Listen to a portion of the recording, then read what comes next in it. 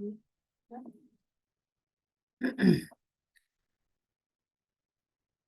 I guess if we have Philip, we'll have quorum, right? Yeah. So I don't see Philip. I know it's yet. looking person. Oh, he is coming in Because person. he had a form that he needed to sign, and he said, just bring it to the meeting.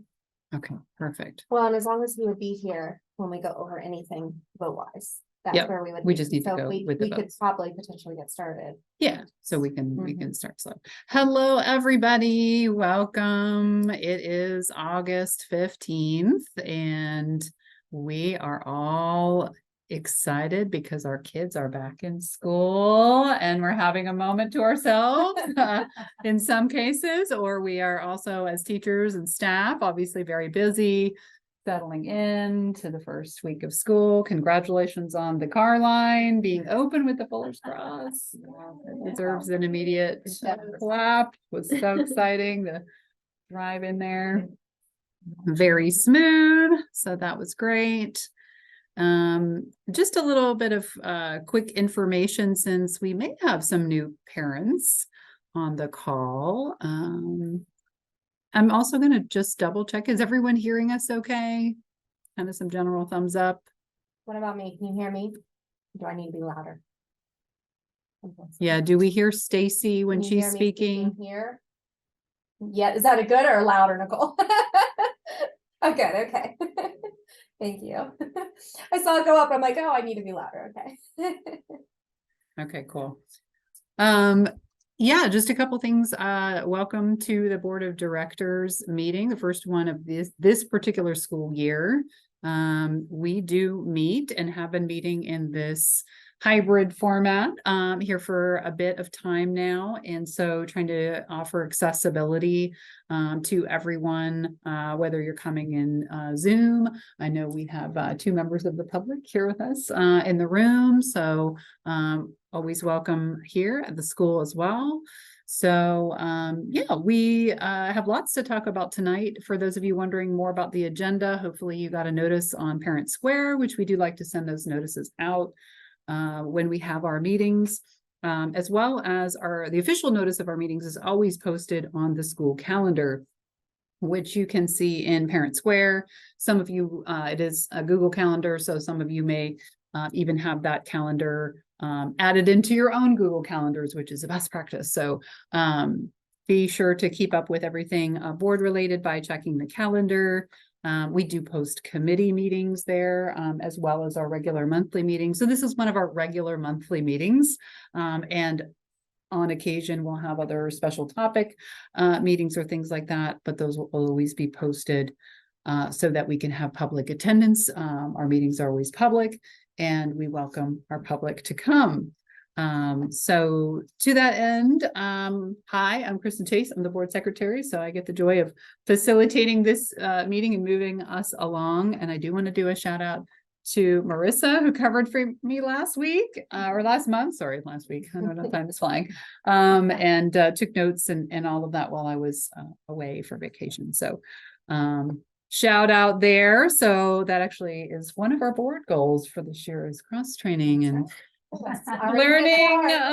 learning new things. So we are working on that. So that's great. So let's run down the agenda for tonight. We have a few different things. We always start off the evening where we do have an opportunity for public comment, and that is an opportunity to comment for up to 3 minutes. So we'll tee that up here in just a minute. And then we will go through and approve last month's meeting minutes. So we met on July 25th, and we can approve those.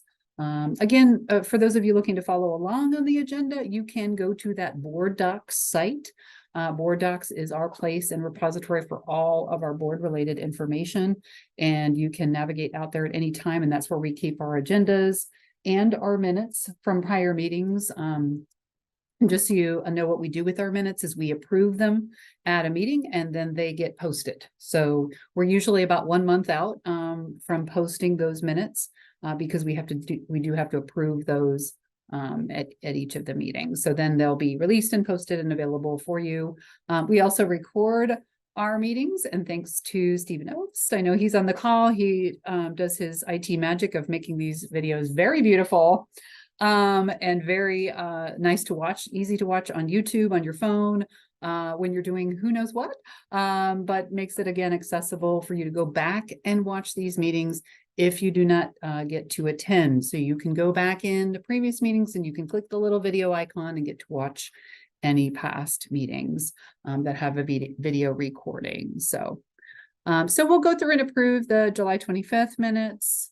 We will hear from our principals and our new executive director, Heather Clay. Hopefully most of you have started to see her around the campus and met her at Meet the Teacher, etc. So lots of updates that we will cover through in that period. We'll talk about some operational things. There will be a touch on the school improvement plan. And we have about 4 votes, I think I've counted, that we do need to do this evening. Then we will head on over to Philip for his finance update. PTO always does a monthly update, so we'll look to Sarah if she's on for that. And anything we'd like to talk about from a committee's perspective, and anything else that Stacy would like to inspire us with tonight. So, sound okay? Did we cover all of the major items? And is Philip with us or Kevin? Let's see. I am here. This is Philip. I'll also be in the school in like 3 minutes. Perfect. The reason we're asking Philip is we do need to establish a quorum tonight. Okay. And, we need you or Kevin to do that, because I know we had a couple of different attendance items from our members. So Thank you for listening until you've been here. so maybe we can do an easy one then, as Philip's gliding in, and just take a look at the minutes. Oh, we gotta do public comment. Should we just do public comment? Yeah. Okay, why don't we do that? He doesn't have to- Why don't we do that? Okay, so we are going to move into public comment. And what we can do as far as public comment is we can do a few things. If you are interested in sharing a public comment, there are some guidelines out there. We have shared those with you in our Parent Square post. They're available on our website and on our board doc site, but the general process is up to 3 minutes.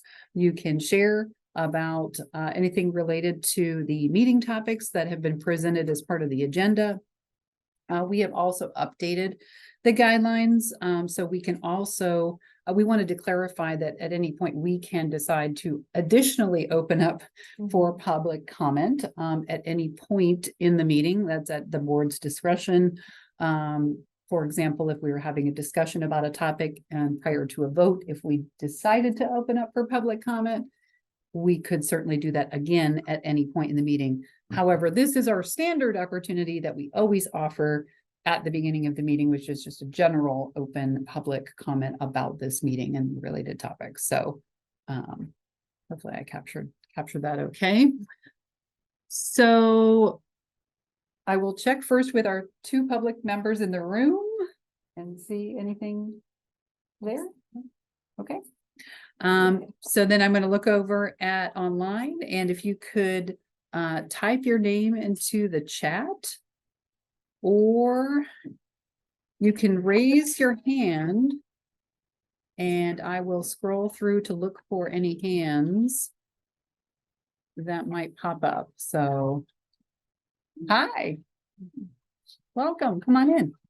Riley was just wondering if he needs to be here tonight for SAC. No. Sorry. You're welcome to sit in and listen, but if you want to join us. Yeah, if you want to save the homework time, I get that too. Well, but you go on with the meeting. Okay, no worries. Okay. Thank you. Okay. No worries, thank you. So should we tell Elliot he doesn't have to be here? Oh, yeah, thank you. Okay, sorry, we see a name in the chat. Amanda. Go ahead, Amanda. Hey, thanks. And sorry, I guess I just need a little clarity before I continue. Is public comment what it probably sounds like? Is this an opportunity to ask a question, or it's more just a statement? Does the board answer questions during this time, or no? I guess that's a question that I'm asking, and you may not answer questions. Thank you. That's probably helpful for us to clarify. Is that typically this is a comment period, not a question period. Okay.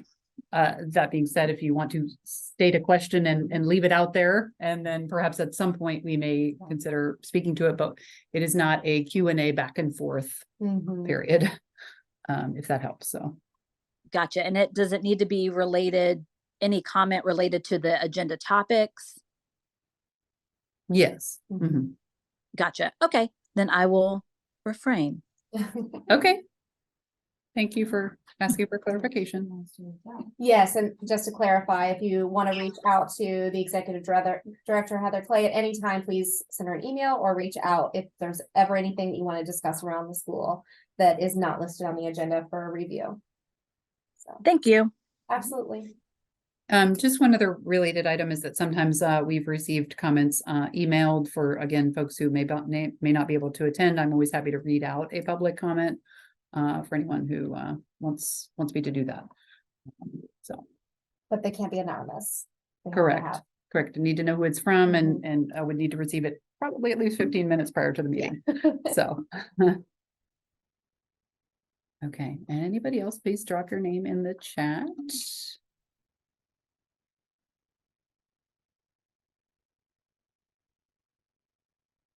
And make sure there aren't any other hands up in the participant list here. Not seeing any. Okay.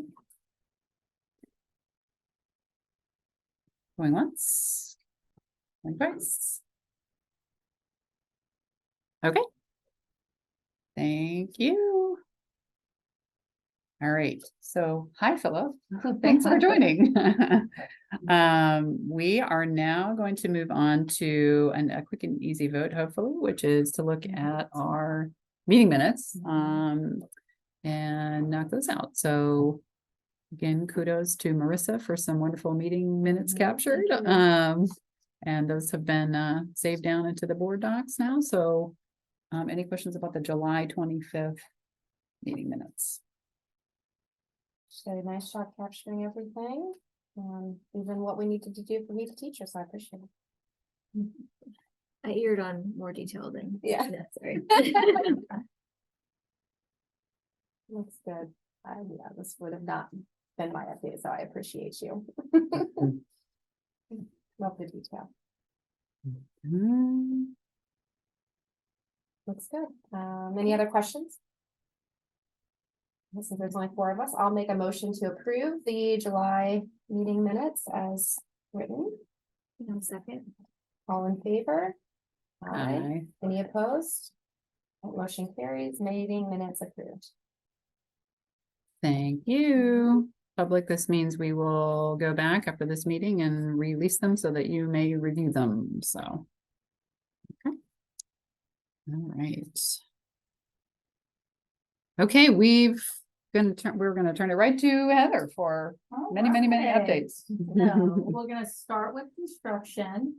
So as you see, Fuller Cross is up and running, but there are some things that we still need to work on. One of the things, there was a punch list for Z development still to complete. They did a walkthrough on August the 3rd, but Z Development requested a few more shots and elevations for the final as-built. This has been completed and sent to Z Development, so we're still not fully closed out with all of the projects. The final city and county sign-offs are already in hand for Fuller's Cross, but they did want some more asphalt pours. And so testing was completed, and we're just waiting on the results. And as I'm talking through this, I'm really trying to learn about construction and asphalts and as-built. So I will do my best to answer the question. The soccer field, I did have a lot of concerns with. One, it's not level in areas, so, I got a hold of Justin from Building Hope, and he contacted W&J, and they are contacting the place that put them in, the landscape, and they're supposed to be out. Well, I think they came out, but it was because Tito had called down because the field was turning brown in spots. And there was something wrong with the irrigation. So they came out yesterday. Tito has been watering it more often. We do see some spots of green again. So I do think, hopefully we'll make sure that's okay, but we're not gonna sign off until they roll that new, addition, the 20 feet, because it's pretty bumpy through there. We did not have a meeting last Thursday, but we do have one this Thursday, excuse me, so we'll be able to get an update for that, where we can close that out. You know, my biggest thing is I just want it to be right before we sign off. And so hopefully we'll have that. As far as the high school with the science lab, you know, we're still waiting. There's not really been any movement on that. And so I'm not in a rush to do that because of funding, but we'll just see what their quotes come back. But right now we don't have any updates for that. Heather, is it correct that like we're waiting to see how this Foolish Grass project closes out with remaining funds to help with the science lab? Yes, either the science lab or portables. So we're Okay. gonna talk about that as well. Contingency. Yes. Okay. So I was originally given a number of 50,000 contingency, but then the last meeting, so week before last, they actually bumped that up a little bit. But he won't commit to the number yet until everything's closed out, so Okay. hopefully this Thursday we'll actually have a true number of what that's gonna cost. Okay. Thank you. Okay. So that's kind of the construction update. Are there any questions about that? Yeah, so they are gonna bring the heavy roller out to Yes. flatten it. Okay, Yes. perfect. So hopefully on Thursday we'll hear more about that. It's not the best on that section. They didn't do it. No, They didn't. they didn't. They just did on the waited. original part, but they didn't do it on the additional. Right. Yeah. So first, before I get into all of the other things, I want to say how impressed I am by both campuses.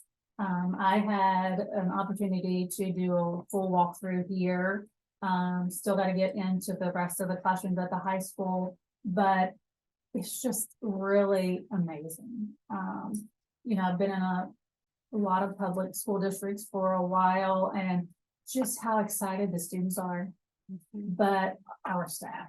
And so I think about the buildings and grounds. I was worried that that wasn't going to be finished, and here we are, and it looks beautiful. Like our custodians knocked it out of the park. IT, you know, working with Steven, I don't know how he did it all, but he's doing it. Food service, kids, they are eating up the lunches like crazy. I went in there today, it was at the very, very end. And they were like, wow, food, like, this is crazy, you know, kids got fed, I don't say that, but. But They took it all. Yeah, Yes, they're coming back they for could've- seconds. Yeah. So Brittany has done a phenomenal job with that. Our classrooms look great. You know, got to be over there. That's kind of where my calming space is. I go in and watch them learn. So, I'm just really, really impressed by how smoothly the first, 4 days has ran. But the exciting part is seeing kids excited, but they're just in a routine, like they just know it. And so really, really impressed. Parents should be ecstatic to have their kids come here. And so, I'm excited about that. I'm very proud to be a part of the organization. So kudos to all of the staff. I keep looking around. It's so hard to go back and forth. So. Just some things going on. We are going to have our first department lead meeting tomorrow morning, and that's where I'm going to get all of the department leads together and us kind of hash out things that went well, things that didn't, and then talk about some systems that we need. I did create and I uploaded it for I don't just have any remembrance on mine, but of like a little flow chart, just kind of who was under who. I did move a few things around from the past. a couple people fell under the business director, and I moved that to under me, but always with the support of the principals. And so I put that little tiny blurb at the bottom, if I would be out, principals pretty much could run run everything. So this was just a flow chart, a nice visual to see who do I go to. But we'll work tomorrow with department leads. I want to make sure we really streamline the finances and how we order and who's verifying and those kind of things. So that'll be our first department leads meeting tomorrow. And then going right into, we'll have our administrative meeting. And that's where we'll get into the nitty gritty of action planning and those sorts of things. Wordsmith team, we do have the first meeting for that, September the 5th at 4:30. So those people on the team have received the invites. And so I'm anxious to see what the results of that are. And so I think John Wolf has heard from maybe 5 people so far that they can commit to that time. Portables for CASA. So we did receive the lease agreement back with all of the requested changes that we, along with our law firm, has requested. And then we have the quote from Z Development. Ross, actually from the portable company, came out today with his general contractor. They still had some questions about where water lines are, sewer lines, those kind of things. Tito walked them around, and Kathy and I just went with them. But they're gonna come back next week, the contractor and a few other guys, to see, I guess, to determine where those are located and then get a quote. I think what we're gonna have to determine once we get all of those numbers is what is our next step. So do we want to visit or continue on with the portables? Do we want to revisit potentially turning 2 classrooms here into the CASA rooms? You know, what do we want that to look like? Of course, finances are going to guide a lot of that discussion, but so hopefully in September, we'll be able to have discussions to say what are our next steps and what does that look like. And the same thing with science labs. I'm just going to be honest that I'm going to ask that we put on hold until we get quotes from everything as well. Like, they're still waiting to get their permits and drawings. They haven't done any of that yet. I'm just, I think funding wise, I don't think we'll be able to do both projects. So we kind of need to see what we get back from contingency and then what the next steps look like. And then the last thing I had on here is Mahesh and I actually met up with the auditor, which will be a little bit into the finance of what we're going to talk about. But Mahesh has already sent all of the items to be viewed by Tom, and hopefully we'll meet that September 30th deadline for the audit, for the bond and our financials. And I saw we got the doc bond filed, submitted, Yes, so that went through. Yes, that so went through. good. So we got that. Couple other things. We did meet with PTO. Sarah is just lovely. So I had the opportunity to meet with her and Marissa, and then also met with her and Kathy. I think what we talked about was one of the first priorities was shade, being something that we will fundraise on. I am right now, Stephen and Lily are working really, really hard on figuring out school pay and deciphering what's good, what do we need to get rid of, those kind of things. But I would like to go back to a big initiative maybe in September for the plan giving around shades, with as hot as it's been. So like that, is that for both campuses or? Well, it would probably, I need to talk to Jared, so I don't want to put words in his mouth to see what they need at Okay, IMHS. I have not had a chance to do that yet. Okay. But I know definitely here. okay. So maybe Can I- they're can I be careful when donating, right? Absolutely. Like, That's what I want to make sure this program goes can towards the handle high that. school, or this goes towards primary Right. campus. I think that we- Jared was. Sorry, go ahead, Jared. Yeah, I just was gonna, speak to that. We're fortunate on the high school side to have a couple of shade structures already. We could certainly, like anyone else, benefit from more, but we're in a good shape at the moment. So I think if we're gonna prioritize the IMO campus really, they need some cover. So just want to throw that out there. I guess if we thought about it like as a campaign and, high school parents, there might be some overlap. They'll probably want to go after something that impacts their students Mhm. potentially. Yeah. So Jared, if you think of something that could be a priority for the high school, I think that'll be helpful for messaging and just kind of getting momentum around something. Absolutely. The last thing that's just overall operational that we do need to think through. Soft seating for the hallways. That's That's been, okay. that's been something that has come up. Cubbies, in the cubby areas. Right. Mhm. So we could do something like that with Yeah, them. Got it. Thank you. Yeah. Yeah. Was over. So Sydney actually stopped me today and said, we just need to kind of talk through, and probably make sure we're aware of with our change to everything going under IMO now. So our number of 172 versus having the separate number, that is changing kind of the way our transcripts will be worded. So in the past, transcripts said Innovation Montessori High School. Well, it will come out as Innovation Montessori Ocoee because that's what we're under.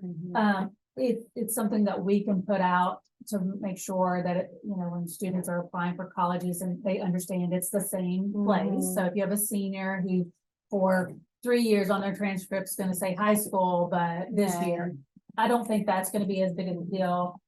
My recommendation though for the diploma is that it still says Innovation Montessori High School. But I haven't even got to really talk to Jared about that, but it was just something that we probably need to send out and start thinking through of, making sure our school profile. Well, explains. the colleges won't see the diploma, No, so they're just getting transcripts. right, So it doesn't, for that matter, it's just really what the kids want to have on their on the diploma Right. to hang in their room, right? Like that's just something we want to work for kids. yes, But it's a piece of paper that Right. represents the work that you did. The transcript is how they're going to get into college. absolutely. So I don't think that if the high school wants to have high school, then I don't see any reason why that would. If that's what the kids and the staff and everybody decide, I don't think that would be an issue for it, as long as the transcripts was accurate. Yeah. Well, and I think the biggest thing is you got to think about the cost of rebranding. So Mhm. all of the jerseys have IMHS on it, the Yeah. building hat, Yeah. those kind of things. So I do also think of that, and I want them to still be proud of Mhm. their high school. So, Yeah. but I just kind of want to put that out there. And then Jared, again, that's just something we'll talk through, maybe get the input, from students and what we Mhm. want to do for Yeah. sure. But a lot of signs have already been created with IMHS on it. So. Mhm. I think there's some pride there. Absolutely. Yeah. I want to keep that. So that, I think, Kathy and Jared, did I miss anything overall that you would like to add?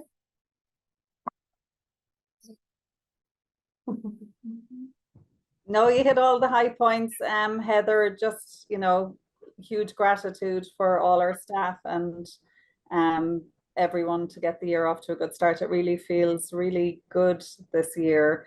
I'm tend to be optimistic. I don't want to jinx it, but honestly, it feels like we're settling back into sort of pre-COVID rhythms, which feels really, really nice. Teachers are feeling it. Yeah, so it looks really lovely. And that new car line has been amazing. Our car line staff out there in 117 degrees of heat every day. We're so grateful for Eileen and the APs for running those car lines, Kiana and Hilton Primary. Like it's just takes such a huge effort. I do want to call out that Stephen took note of our first day car line last year. It took us 99 minutes.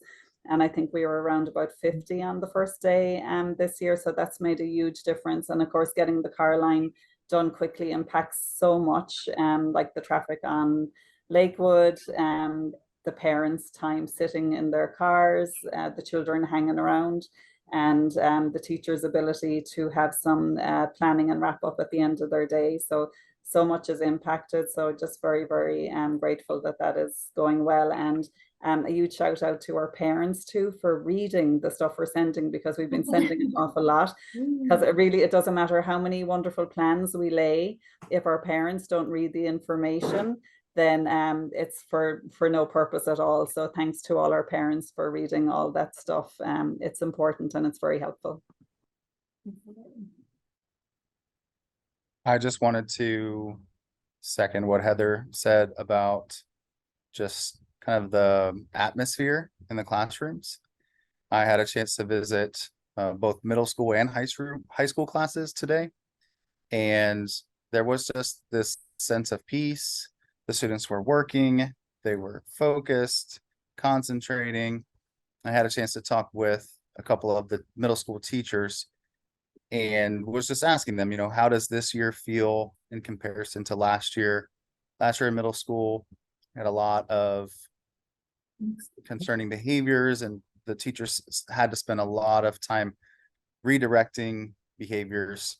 And Allison Osterberg said today, she said, these rising seventh graders have been a breath of fresh air. They've come in with the right attitude. And fortunately for us, I think just because of our plans, we've only had to add 3 new middle schoolers this year, as opposed to 40 last year. So I think those students coming up who already are familiar with our program, how things work, it's made a big difference. So it was fantastic to have the conversation today and hear that things have gotten off to a really good start in both middle and high school. So that's really exciting to start the year that way. Jared, can I brag on middle school a little more? And something I shared with staff was that in walking through with Heather on Friday, I tapped the shoulder of one of our brand new middle school teachers, and I just said, "How's it going?" And he said, "These kids are angels." So like, I don't think there's too many middle school teachers ever really uttered that sentence. So I just thought it was a very good validation, you know. So good. Of course, they're middle schoolers, and of course, they're not always going to be angels, but we've been appreciating a positive start. And I left out one important group. Our APs have been phenomenal. Watching them, they, you know, from parent pickup to MTSS to everything in between, they are just, you know, I listened, Lachey's office is right beside of me, and just how she just has a relationship with students, but then also visiting here. So that's another group that we probably don't praise enough, is they are behind the scenes running, but they're getting it done. So that's the operation side of things. So if you guys are ready, we'll go into the action plan, the school improvement plan for this year. I know that there was some questions around SAC. And I'll be honest, a little bit probably was my fault. I would like to take a different approach. So I did check to verify that we didn't have to legally have a SAC. What the administrators and I did was we looked at all of the feedback that we've been given. So the parent surveys at the end of the school year, the student surveys at the end of the school year, staff, but then also I surveyed the staff as well. And just asked different areas of things that you would like to focus on. And so kind of you'll be able to see how this was created, was taking that information along with our administrators and saying, okay, we're going to do an action plan with big rocks. And then from that, as I go through, you'll see that then we'll be asking small groups to help us complete those big rocks. So instead of a SAC committee looking at the overall, letting the experts in each area, so, you know, instructional wise, having our lead teachers kind of be in charge of that with input from students and staff, parents as we need that. And then as the community engagement, then letting key players in the community, you know, parents, students help us through that big rock. So we'll be able to see that. If you'll pass that on down to So the first thing that we'll kind of start with is, you'll see twofold. One, I just uploaded, the document that says draft, that's teeny tiny. This is required by the state this year, and it's the school improvement plan, that focuses strictly on instruction.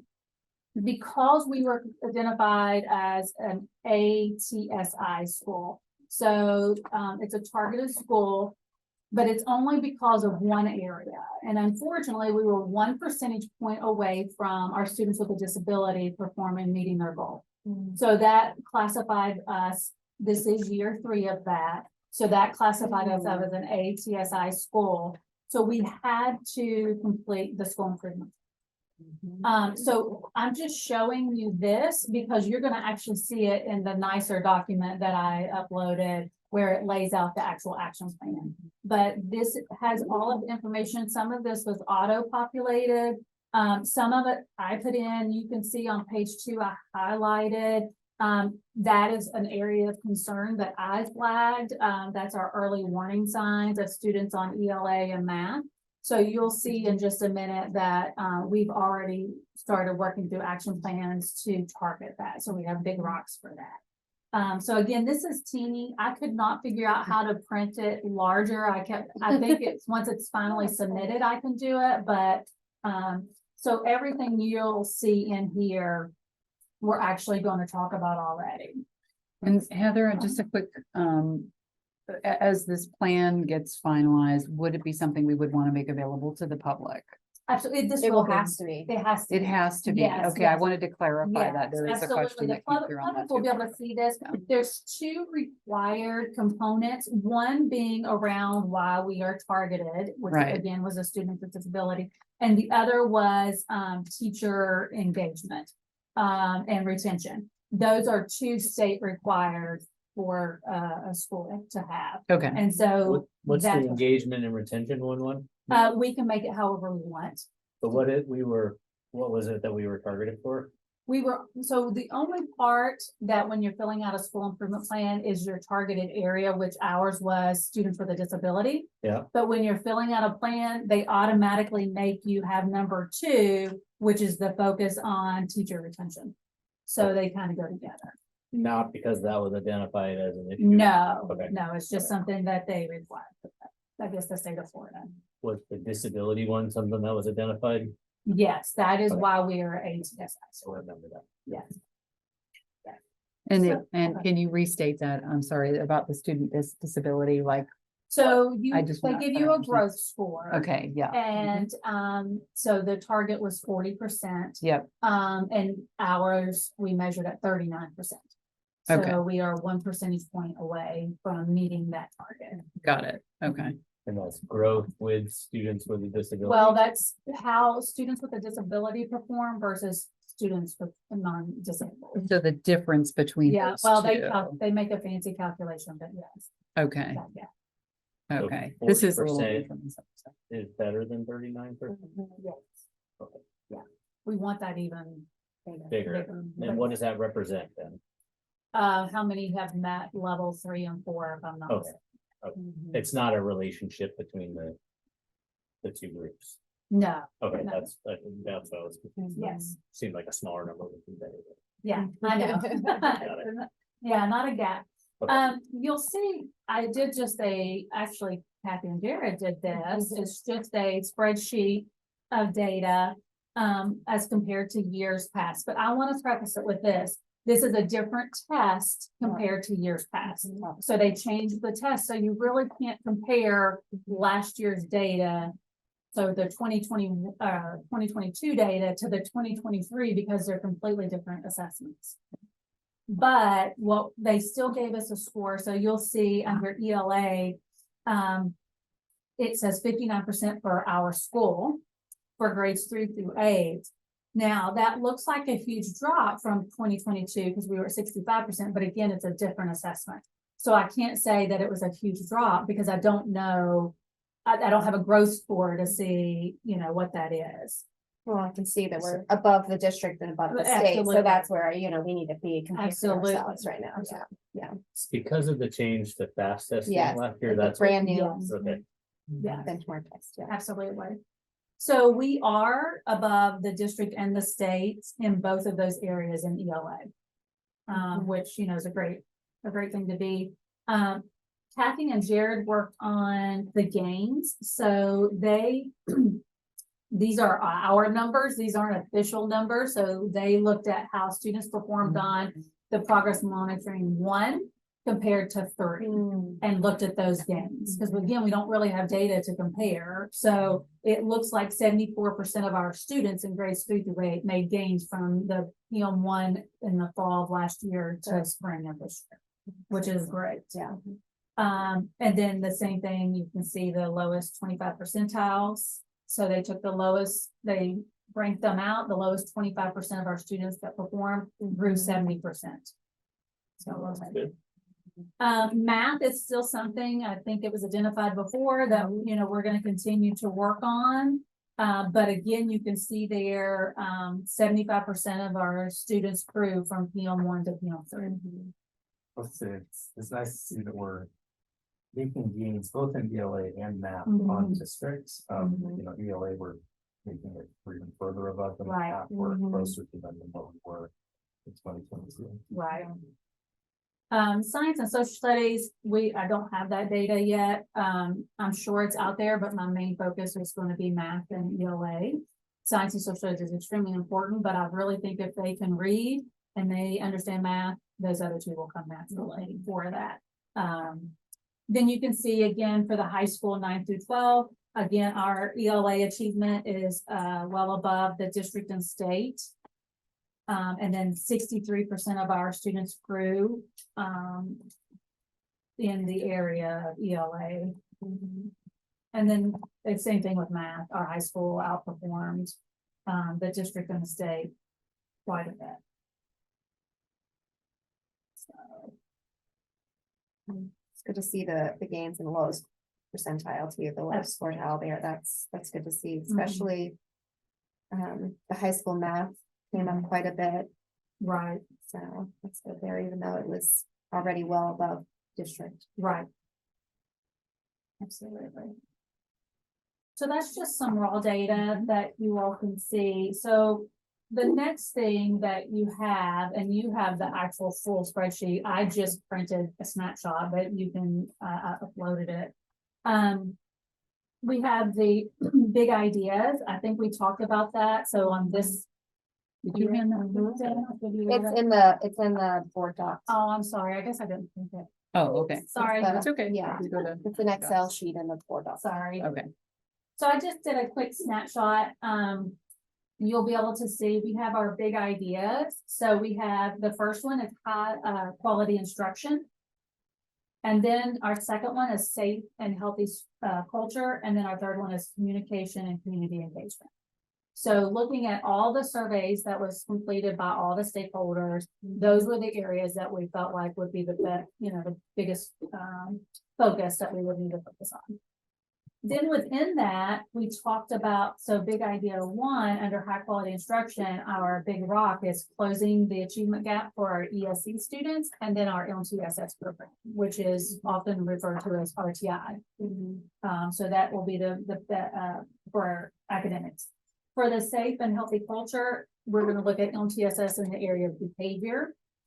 The student buy-in, so making sure all students feel like they're a part of the IMO, IMHS organization, and then creating community.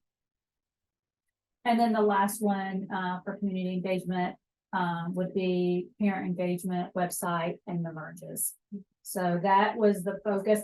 This color-coded thing, that's for us to say, as we complete something, we green it out, then you'll see yellow, we're still working on. Or man, we decided this is not working, we're going to strive through that kind of thing. So just so you can kind of. And the parent education, the website and the merge, those are three major areas, right? Absolutely. So I guess I would say it's big idea three, but that to me feels like 3A, B, C. Oh, it will be, yes. Right, so Definitely. then that's where you're going into kind of this more detailed Absolutely. document to really, build out the action plans. Right. So, and when we say the merge, we mean the merge of Middle. to high. middle Right. into high. This So- is your big rocks, your big idea is the overarching, Right, piece, your big rocks, so the The really things- important right. circles inside of that area. absolutely. Yes, You've got basically 8 big rocks. right. Which is where then our stakeholders are gonna come involved. So instead of having one SAC over the overall, then having our community involved in smaller big rocks. So 7. we can do it, we can do it. That's a good, that's a reasonable number. Yeah. Yeah, And I would Stretch. agree with what you're suggesting around the involvement, so Uh-huh. I thank you for sharing that with me, because I think the involvement comes best when we have that focus and we can really start talking about the Absolutely. actions and the tactic and some of this Mhm. more tangible items. But I think you did, look at the information that was needed to be looked at, to create these, so. right. yeah. Absolutely. So then you'll see accountability targets. And so what I did, I noticed on mine, picked that off, but that we're gonna increase our students' performance for students with a disability by 2% by the end of the year. So of course, we won't get that data until the summertime, but at least we have that goal that we're gonna really target our plan and look at our students with a disability, but then also our students with MTSS. And the students in the. And what are we using to measure that? So the These same students with scores? disability, yes, Would will it be be the the same score? here? progress monitoring 1, 2, and 3, yes. And we can filter those out for students with disabilities. Mhm.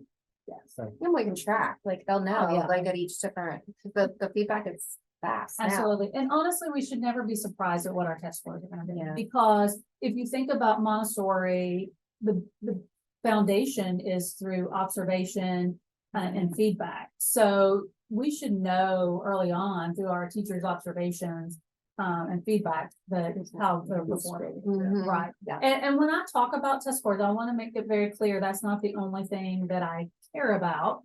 But I also do want our students performing. And so I don't want to lose our Montessori, foundation, but we got to figure out how are our students performing and how do we get them there. So merging those two together. We've had lots of conversations over the years about these state test scores and how they really reflect performance in the Montessori classroom. So I don't know if there's any other measures that you would want to add as like secondary metrics Mhm. to these state test scores, because and Kathy's on the line. I mean, we Not testing. how right. how much we emphasize this versus other things in the Montessori classroom. Like, I just don't know if there's any other things we would want to measure in parallel with this to just have a So that's couple of where points to look our at. lead teachers are gonna come in. So if you kind of go over to the next tab that is highlighted for the instruction, the big rock, you'll kind of see already that we've started mapping that out, but that's where we're gonna need our lead teachers. Because when we're creating this instruction for our students with disabilities, we want the experts in, and they're the ones working with our kids. So that's where they'll help us create this plan.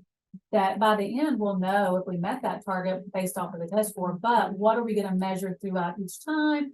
What are we gonna change for that child? So, for example, we know the child may have an individualized education plan. Is that appropriate? Are we working that plan? Are they being pulled out during core content time? If they are, how do we adjust that? So those are all things that this core team that we're gonna work together with our lead teachers to ensure that those students are, well, all of our students, but those students with disability especially are getting the solid instruction that they need in that foundation. So you'll see it'll say closing the gap, and we have a plan there that as we go through, at the bottom, you'll see under the bottom tab is our progress notes. So, what happened, what didn't happen, that's where we will highlight to say, okay, this was green, we got this committee up and running, or we didn't. And that would be what that looks like. MTSS, the goal for that was to actually create a handbook. So working with our MTSS coordinator and leads on that to say if anybody came to our program, they would know how we run MTSS. Because right now we've had a lot of changeover in those positions. We need to make sure everything's written down that's, solid. So that would be the next goal for that. And then tier 1 instruction. So that overall instruction. So again, that will be our administrators with our team leads working through basic instruction. And we got some great ideas from the surveys that I put out to the staff of professional development that they need. So that will be planned out again for them. But we wanted you to kind of have a snapshot of what that would look like. My goal is to plan till December, but then say in November, we're already planning on. So we push it out. Overall, we would love to have the whole year, but we got started late. So we're going to plan till December and then move on for the second. Under safe and healthy culture, you'll see that one of them was IMO will have increased their enrollment scores by 10%. And the other that all staff are trained in tier 1 and tier 2 behavior strategies. And so you can kind of see there, I left off to the parent education piece. So that was another big piece that we talked about is creating Montessori videos and also professional development for community members. That's where we're going to need our veteran parents and students. And that they come in and they help us create these videos. So if somebody's onboarding into our program, they already have that education piece in their hands to say, this is who we are. That's brilliant. And so that's kind of the piece for that. Of course, the website, we want to get that up and running. And I kind of pushed that off because Stephen's been so busy, but what are some options could we look at for redesigning that website to make it, catch people's interest, but also things are easy to find. So sort of like a student parent resource center as well, right? Where Absolutely. they're going, if they want to take some additional time to focus on something and close the gap at home, watching these videos, maybe practicing some of these things at home would be an option for them. Better understanding what the lesson was from class that day. Love that. I noticed I went from behavior right into community engagement. I skipped over the behavior part, but that's okay. And then of course the merge for middle school to high school. I really want to work with you all and also again with some teachers and students to how do we do this merge where my goal, everybody goes and we have a smooth transition that people are excited to be a part of the high school as a 7th through 12th grader. So that is something, again, getting our key stakeholders involved in us planning activities and then also looking at that finance piece and what does that look like and numbers. And so that is something that I would like to start in September, those discussions, so that by the springtime, we start getting students over there and letting them visit the high school and talking about what do we need to do to make this seamless. I do have opening of the VPK 2 rooms that, Kathy, Hilda, APs, man, they have rocked that out. So it's going great. We'll have to figure out the portable side of things, but that is on there. So once we know what direction, we can finish planning that out. And then back to behavior, I apologize for skipping over that. That MTSS behavior and then also the student survey. So that's something, especially our APs will be working around since they do a lot of work with behaviors and our staff. That was something that the staff did ask for, is some more training in behavior strategies and how do we mesh that together with the Montessori philosophy. And so I know Kathy and Jared had also been looking at some professional developments of to have somebody to come in to look that maybe does a public Montessori. So they understand that we have all types of students, which is what we want, but some have never been in the Montessori way. And then, how do we merge that in with students that have been and that our staff is equipped to handle that? And if I can jump in, Heather, a lot of the behavior that the teachers have been speaking about is, we reckon, COVID related, just a lot of, you know, the dysregulation that we've experienced the last couple of years. So yes, that is kind of the overview of what we've been working on, as far as the plan for the school year. I know that something the board had asked was for a 5-year plan. I'm just gonna ask if we could push that off. This is a lot, so yeah, Look, this I is, mean, this is perfect, This is a yeah, great yeah, start, Right. so. yeah. And so, like I said, I'm gonna meet with the principals tomorrow after our team lead meeting. And we'll start divvying that out and looking through, and you know, I did not want to put one more thing on their plate with opening school. So my goal is 1st of September, we just hit the ground running and start getting our community involved. Yeah, Now, the thing I want to preface it with the action plan, it is a living, breathing document. The Right. school improvement plan is going up, and that will be a public document for everybody, but the action plan, not that, I mean, I'm happy to share the goals and those kind of things. But the actual plan itself is really about adjusting and pivoting, not, well, it's in the plan, it's got to stay there. Right. But hey, we have data to support this is not working. We need to pivot and move to the next thing and adjust and flow as life hits us, but that we're always focused on the plan. so, and what do you mean by that? You mean the sort of the big rocks concepts and, Yeah, and the that, big that rocks is the concept action that was plan said. sort of piece? Right, but the monthly thing that you had noticed in there. Yeah. That is going to change. I can already, just by doing this Oh, for sure, several yeah. years, is we'll get into it and then we'll Oh, say, yeah. "Okay, that didn't work. So now we need. You to can work." also expect new big rock to show up in the middle of the year, or a Like- big rock to fall off the list and go, you know what, that either we solved that or that's not as big a deal as we thought. Yeah. Like, And that's the thing, that's the goal, is that if we finish it, so let's say the Montessori way and we finish those videos by December, that no longer becomes a big rock. That becomes a practice that we put into place and a system that's put into place for that. Because the goal is that we have systems put in place that we don't have to redo this every year, that we can focus on the next big rock. So, How yeah, can I was just gonna say, I think it is great to publish what these goals are so that we We can can do that. see. And again, the action plan is fluid, you know, you change as you go. But for example, with regards to communication and community engagement, there's a space for that, right? We've Absolutely. determined that there is a spot, and that actually helps me think through, because we've talked about communication committees and different things happening. But it seems as though it has a home here, which does make sense when we think about the activity around the wordsmith committee and things like that. So again, that whole discussion about, is this a board committee, or is this, really something that the administration is driving, where we are seeking community input as we go along, and we are seeking engagement around parent education and the things that we're communicating out, and where people maybe need more information or different information shared, and how is that presented on our website, or where are said resources. It seems as though it would go under this bucket. Absolutely. So that, is helpful to me to think, Right. well, that's sort of where that goes, right? Absolutely.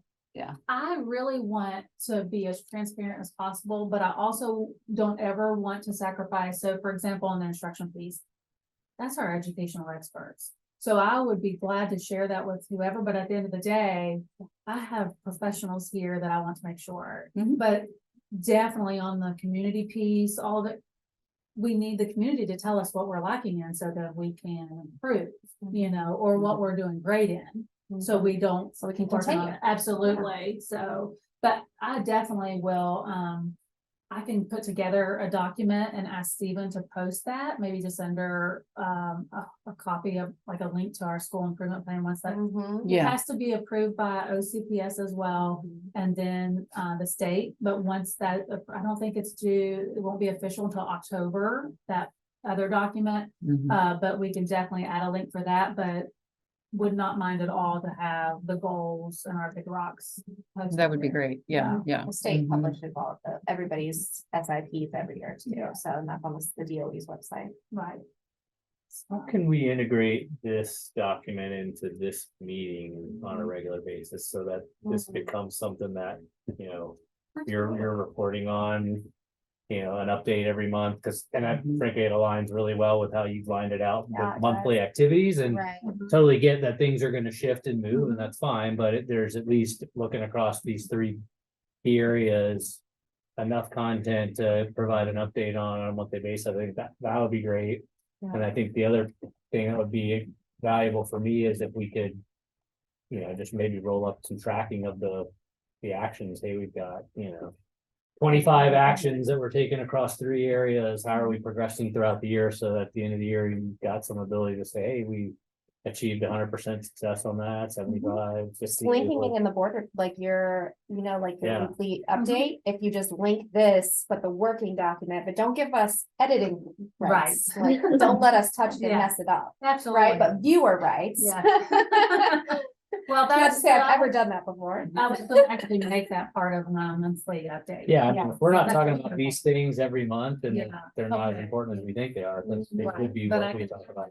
If you all have access to it. Yeah, that's what I would say. Or a snapshot of it, you could upload a copy of it to. Well, I Board think Docs. just having it there and every week, and then she's gonna touch on the things that they're, we can look to see what new changes. We can pull up September and look to see what was the progress that was under September. We don't need to go to, we don't need to look back at, August, we're focused on September that month and see what's happened, Yeah. so, And you'll be able to see. yeah. The progress notes, you'll be able to see the strike throughs, all of those kind of things, so you'll be able to see the year, but it truly Yeah, is. I like it just creates some shared accountability for us. If we have goals, and we should be talking about them at every meeting, and Yeah. making sure that we think they're I really important. like, as someone who's worked with lots of projects and changing groups, evolving, continuous improvement, I love the layout on here because it breaks it down.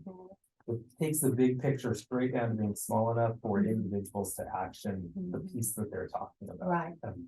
And then by having it broken up by month, you get to see, here's what we're supposed to be doing this month. Are we staying on track? Are we falling behind? Right, And falling behind doesn't mean behind on everything. You can fall behind on one big rock inside of one. specific area. absolutely, absolutely. You mentioned you used it before. Yes, yeah, so I've done this, we started action planning right before COVID. I went to a training, and on systems, and then talked about action planning, and so, yeah, it's been very beneficial. Because life happens and school happens and you get busy, but this kind of keeps you like, the main thing is the main thing. Yeah, and it may be a document we could also, as we, post the minutes for this, we could pop that in there as well, sort of as an appendix type of an item. Yep. That it was referred to in this meeting, and then obviously you'll have it in the other link, and Right. we'll continue to refer back to it. So that again, people kind of see it along with the minutes that we The covered only thing here. I wanna, so. I don't care to share it. Sometimes we put names in there, like so-and-so is gonna do this and so-and-so. Yeah. So the only thing would be, could I do, like, maybe I could do a cleaned up version. You don't need um, extra work though. Yeah, Heather, do you I know? don't work on. I don't want to to make do. you more I work, think but it needs to be shared out as long as it's part, like, just bring the relevant updates to this meeting. Yeah, and if yeah. you wanna- share it. You all, you wanna but speak to yeah. them. We'll say, I picked, this Okay. student is coming in to, because that's how Yeah. detailed, so when somebody picks it up, they're gonna know. Yeah, we don't. This student's gonna help with this, or this parent's gonna help. That's the only thing I wouldn't want out there, No. but. Yeah, what if we did this though, just for the purpose of this meeting, just the colors, Oh, that's- yeah. that- Bring a that first bring a page. dashboard. Is Right, Probably but summarize the these dashboard with are- some bullets of an update, and hey, we Yeah, completed. these are the big rocks. 4 That's milestones what I was thinking last would be month. good to capture, that we've got these goals identified. Yeah, Yeah. thank you. You That can probably add just some that commentary. snippet. Absolutely, yeah, that's what I was Just just gonna that put on the snippet. website. Yeah, And then perfect. each month we'll be able to do that. Yeah, beautiful, beautiful, great, perfect. That'll help. As long as we're talking about them here, that's Yeah, good enough. Mhm. so that's kind of our school improvement Cool. plan, and I just. Yeah, wanna great, apologize. I know a great couple stuff. People maybe came for the SAC, or I don't know where the miscommunication was for that, and I apologize if that was on me.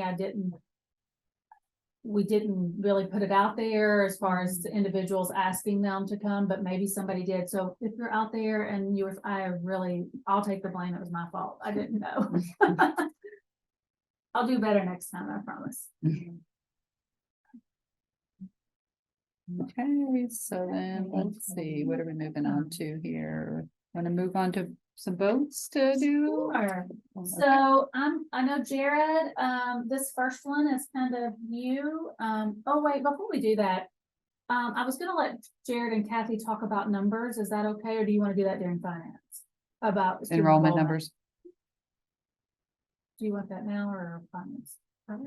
Um, let's do it now because it'll break it up a little bit. Okay. perfect. No offense that we need to break up the finance. Yeah, so- yeah. I just kind of wanted to give a quick, now granted, we just finished day 4, so numbers can still change, but I just wanted to ask them to kind of prepare.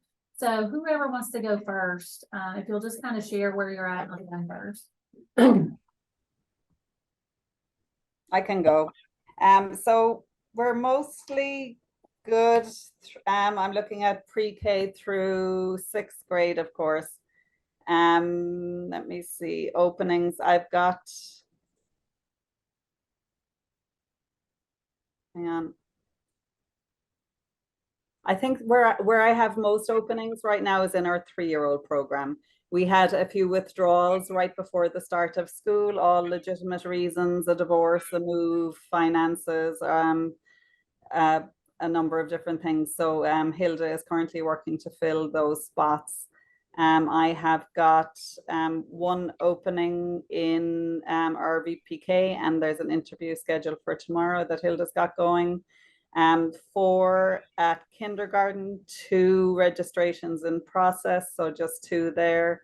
7 with 1 registration in process at 1st grade, no openings at 2nd grade. 3rd grade, I've got 2. Let me see, 4th 2. And I think that's it.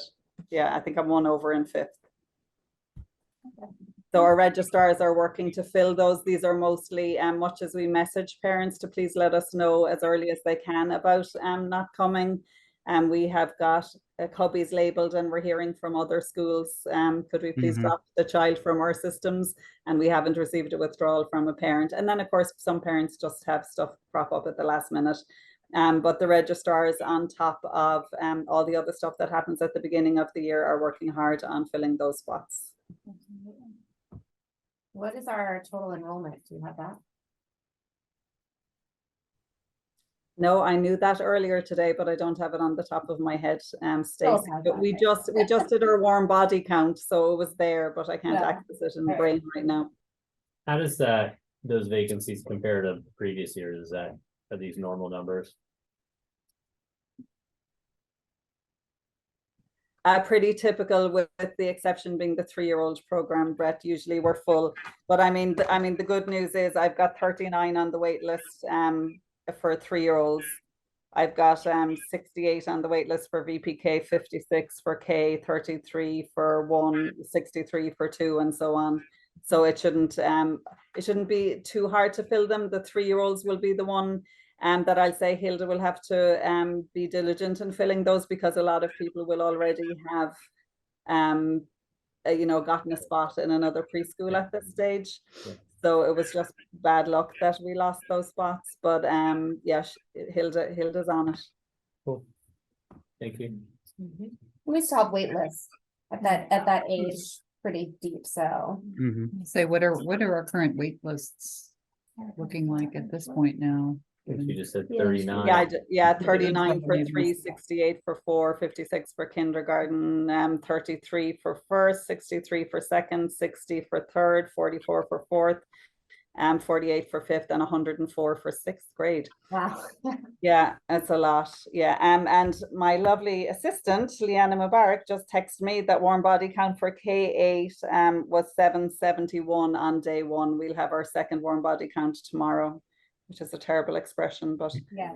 how many Wonderful children student count. counts? Thank you. They're warm. It's hot these Is days. that number K through 8 or K through or Three. K through 6? She said 8. The 771 was K8. Okay. Thank you, Patrick. Jared, would you share those? Yeah, I just I wanted to be sure that we had captured all of the K through 6 stuff. For middle school, we are full officially. A few are seventh graders above our projection, a few are eighth graders below projection, but overall total is right at the 136 where we had projected. There's quite a long list. I don't know the exact numbers of wait list students for middle school, but there's quite a few. So if students leave, we can have lots of potential new students coming in. Like I said before, we only added 3 new students to middle school for the start of this school year. And Yeah. that we have one family who met with Cindy today that has a 10th grader and an 8th grader. So we may be adding one more middle schooler, put us a little bit over. It's nice to have that cushion, and we've got the space to be able to do that in middle school. While also just being mindful of what our numbers will look like for next year to make sure that we're not overcrowding our building. I think we'll be in good shape. For high school, we have 6 open seats in 9th grade. Cindy is working on filling those. We're full at 10th, 11th, and 12th grade at the moment. We have minimal wait list for, actually, we don't have anyone on a wait list for 12th grade. Not that we would be admitting 12th graders. It's tough to come in 12th grade, and we had a couple of exceptions to that general rule that we don't bring students in 12th grade, but they were really stellar candidates, and so far they've done fantastic. No wait list right now for 11th grade or for 10th grade, and we're, I think, around 25 for 9th grade. So we got quite a few on the wait list for 9th grade. So we're looking to fill. So our budget number for high school is 204. We want to fill 206 seats just so we have a little bit of cushion there. So with the 200 that we have currently, we should be adding a 10th grader. If that goes well and they say yes and they want to enroll, then we'll add another 10th grader, that 8th grader sibling, and then 3 additional 9th graders. And then we'll be full. So the you would be full at 206? Yeah. Okay. Yeah, well, I mean, we're technically full at 204, but we're gonna build in a little bit of cushion, just those extra students, because we know that there's some attrition that happens during the school year. So we started last year at a comfortable number, and because we didn't have quite the wait list that we have now, we ended in a place that was farther off than what we had expected. So I'm thinking if we build in a little bit of cushion, things happen, people move away, life happens. And so if we have a few additional students enrolled, when life happens, we won't be in a position where we're below our budgeted numbers. Above. Okay. The next one? Yeah. Okay, so the next one is, you may have heard that we have to get approval on any new, curriculum that, we're looking to use. And it has to be posted for so long so parents can provide input. That's been on our website. And so I'll let Jared, talk a little bit about that.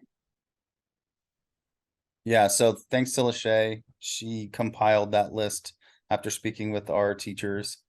We were really fortunate this year to be able to offer some new courses.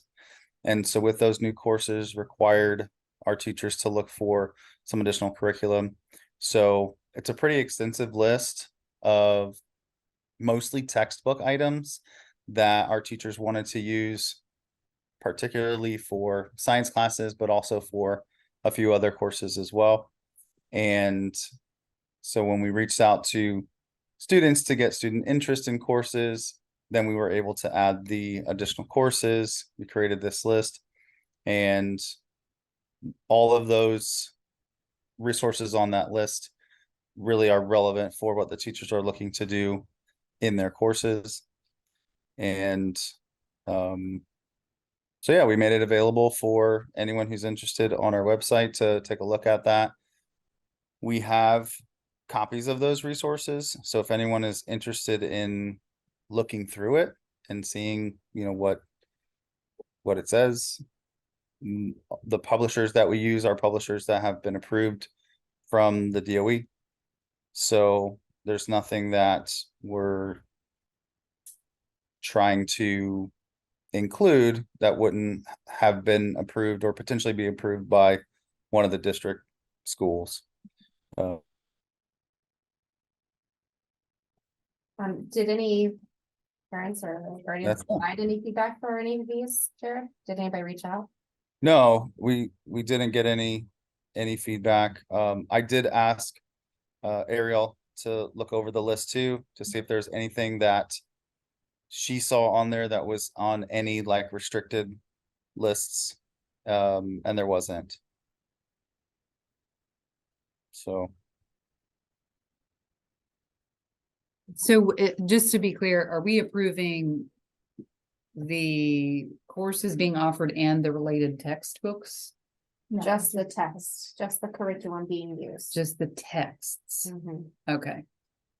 The books? Yeah. Okay, yes, this is all about the books. that's what I thought. I remember all Yes. the discussion about it, so just wanted to be clear about what. Yeah, and some of the resources are digital.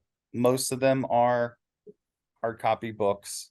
Mhm. But again, this is the curriculum resource materials that our teachers will be using to teach whatever courses.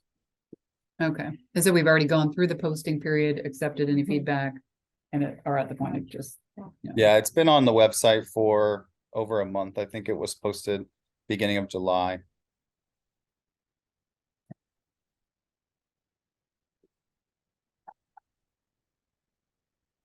Yeah, I don't have Questions from any anybody? issues with any of the text or titles listed whatsoever, and we followed the protocol, so I'm good to move forward. And this is only pertaining to the IMHS. IMO did not have any new curriculum. Yeah, and if anyone's Catalog interested, though, like it still has to be cataloged, and Okay. Ariel's already, they've already completed Okay. that. Okay, so that's all done, so Mhm. we're only focused on IMHS Yes. because there's right? new pieces. Yeah, there wasn't anything new for the IMO side. And it's under parent resources on the IMHS website. It says curriculum. Mhm.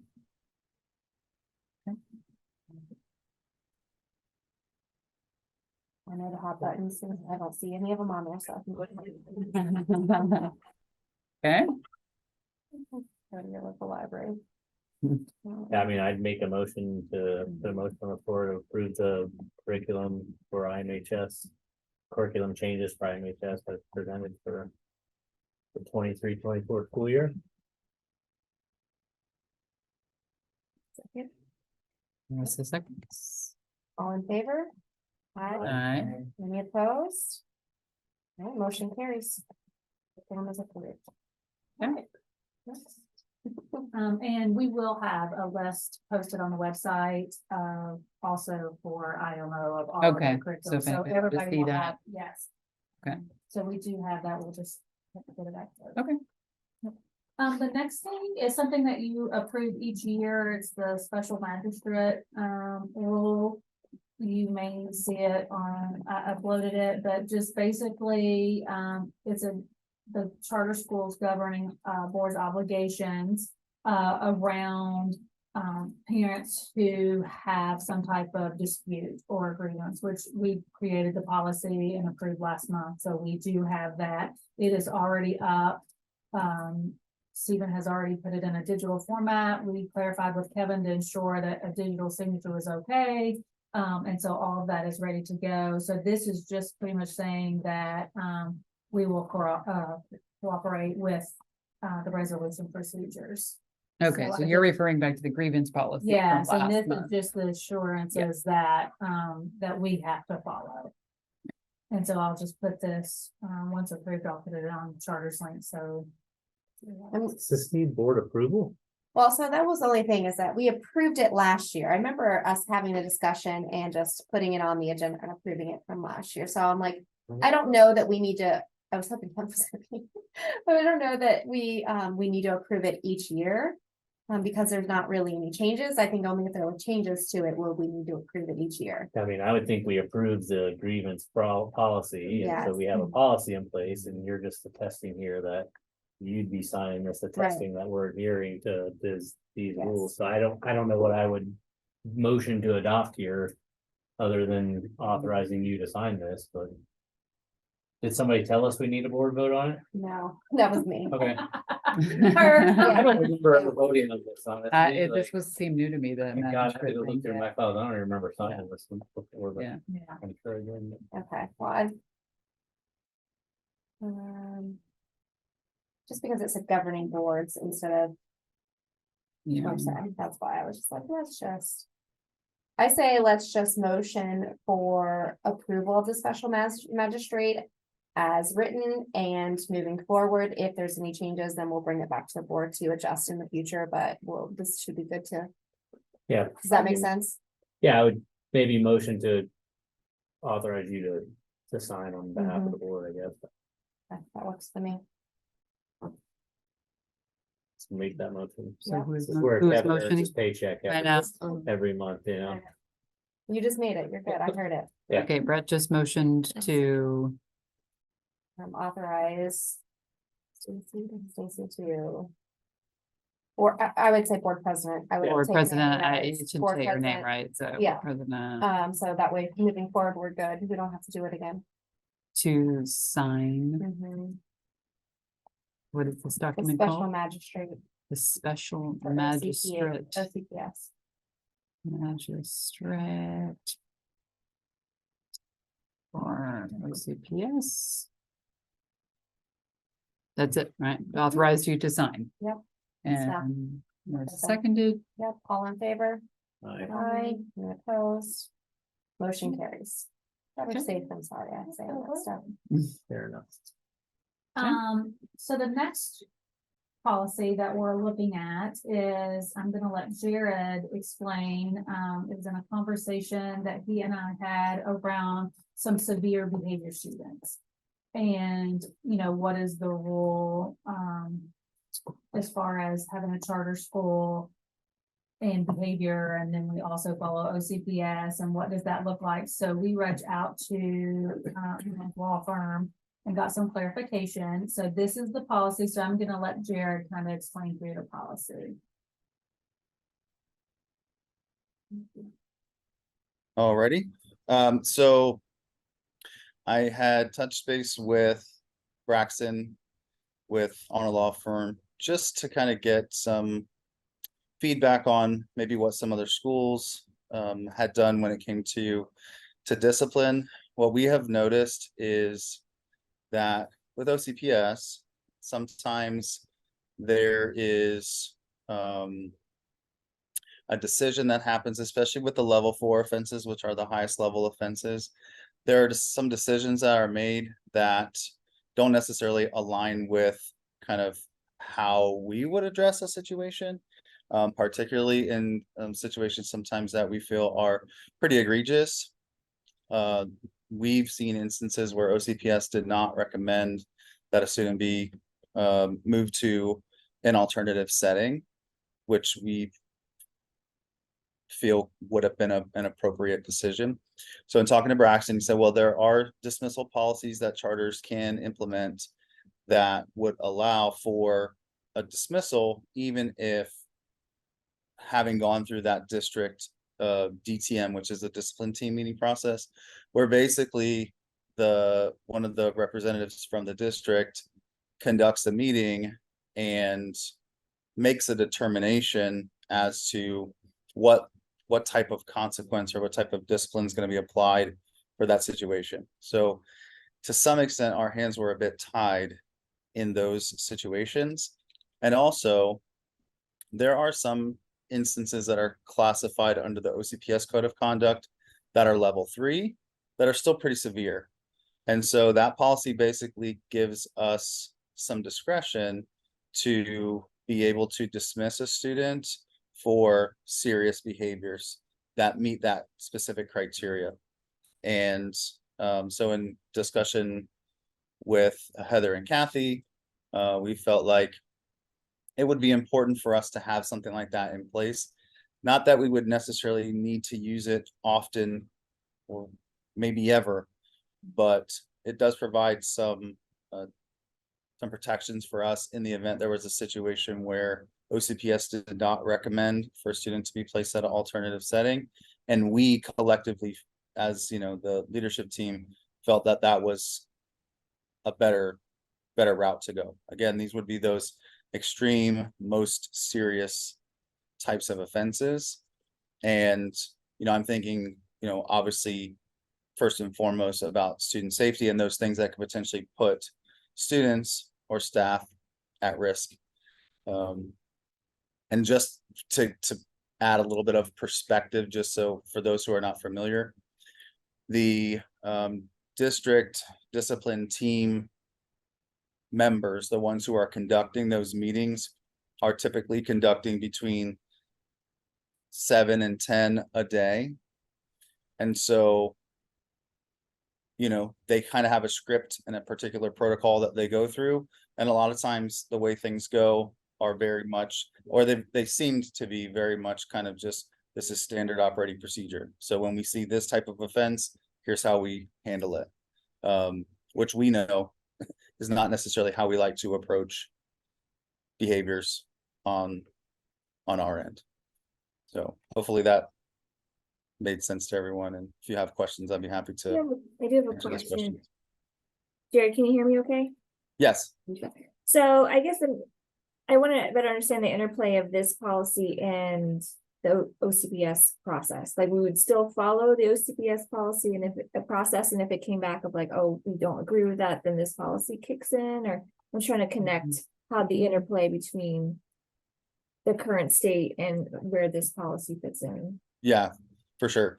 So right now, if a student does something that fits the criteria for level 4 on the OCPS code of conduct, we've adopted the OCPS code of conduct with relation to level 4 offenses. And so we submit a lot of paperwork, documentation, investigation, and they kind of take over from there and conduct the meeting. In the meeting, there's a determination made by the person who's in charge at the district level, OCPS level, right? And so basically whatever they determine is the final say. That's the way it has been. Okay. In some cases, they will say, okay, this offense means that we're recommending the student be placed at positive pathways, which is the alternative setting for OCPS. And, you know, that's probably the most severe type of situation. Typically, they don't recommend for an actual expulsion. This is like in lieu of expulsion, you do the alternative setting. In our case, there have been, and again, not many, but I can think of one instance in the past year where the district said, well, this is what we're going to do.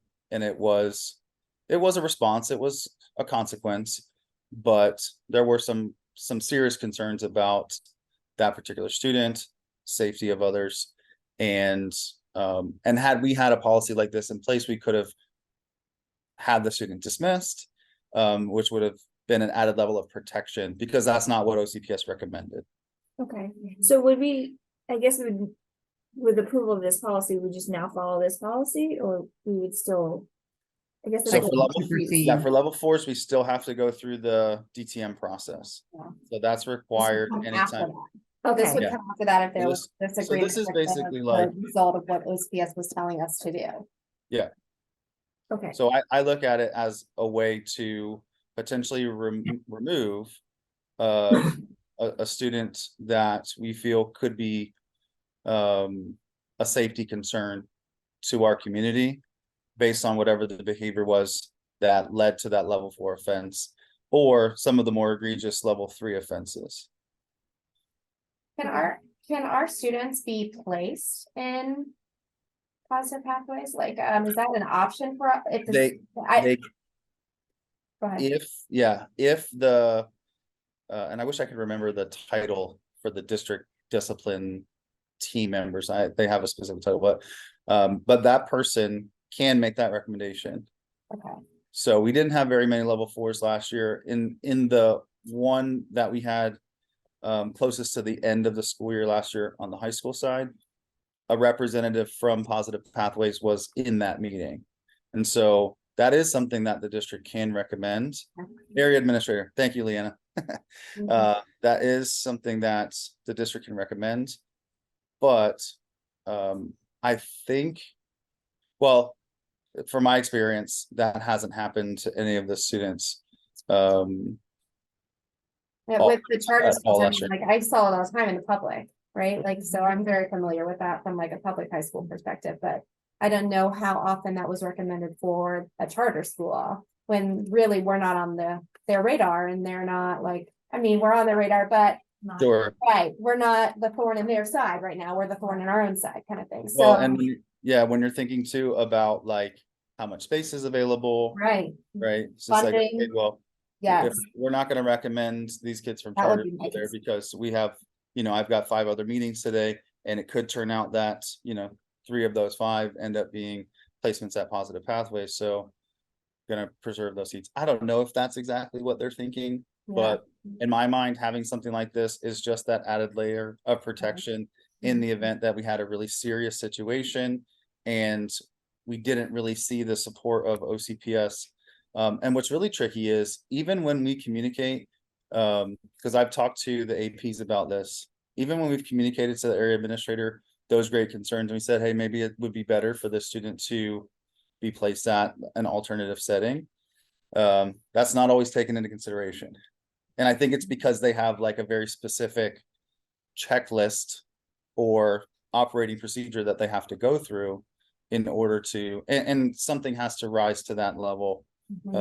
Or maybe it's just depending on which area administrator is dealing with the situation. I don't know. I feel like there's a lot of factors, but what this policy does is it gives us that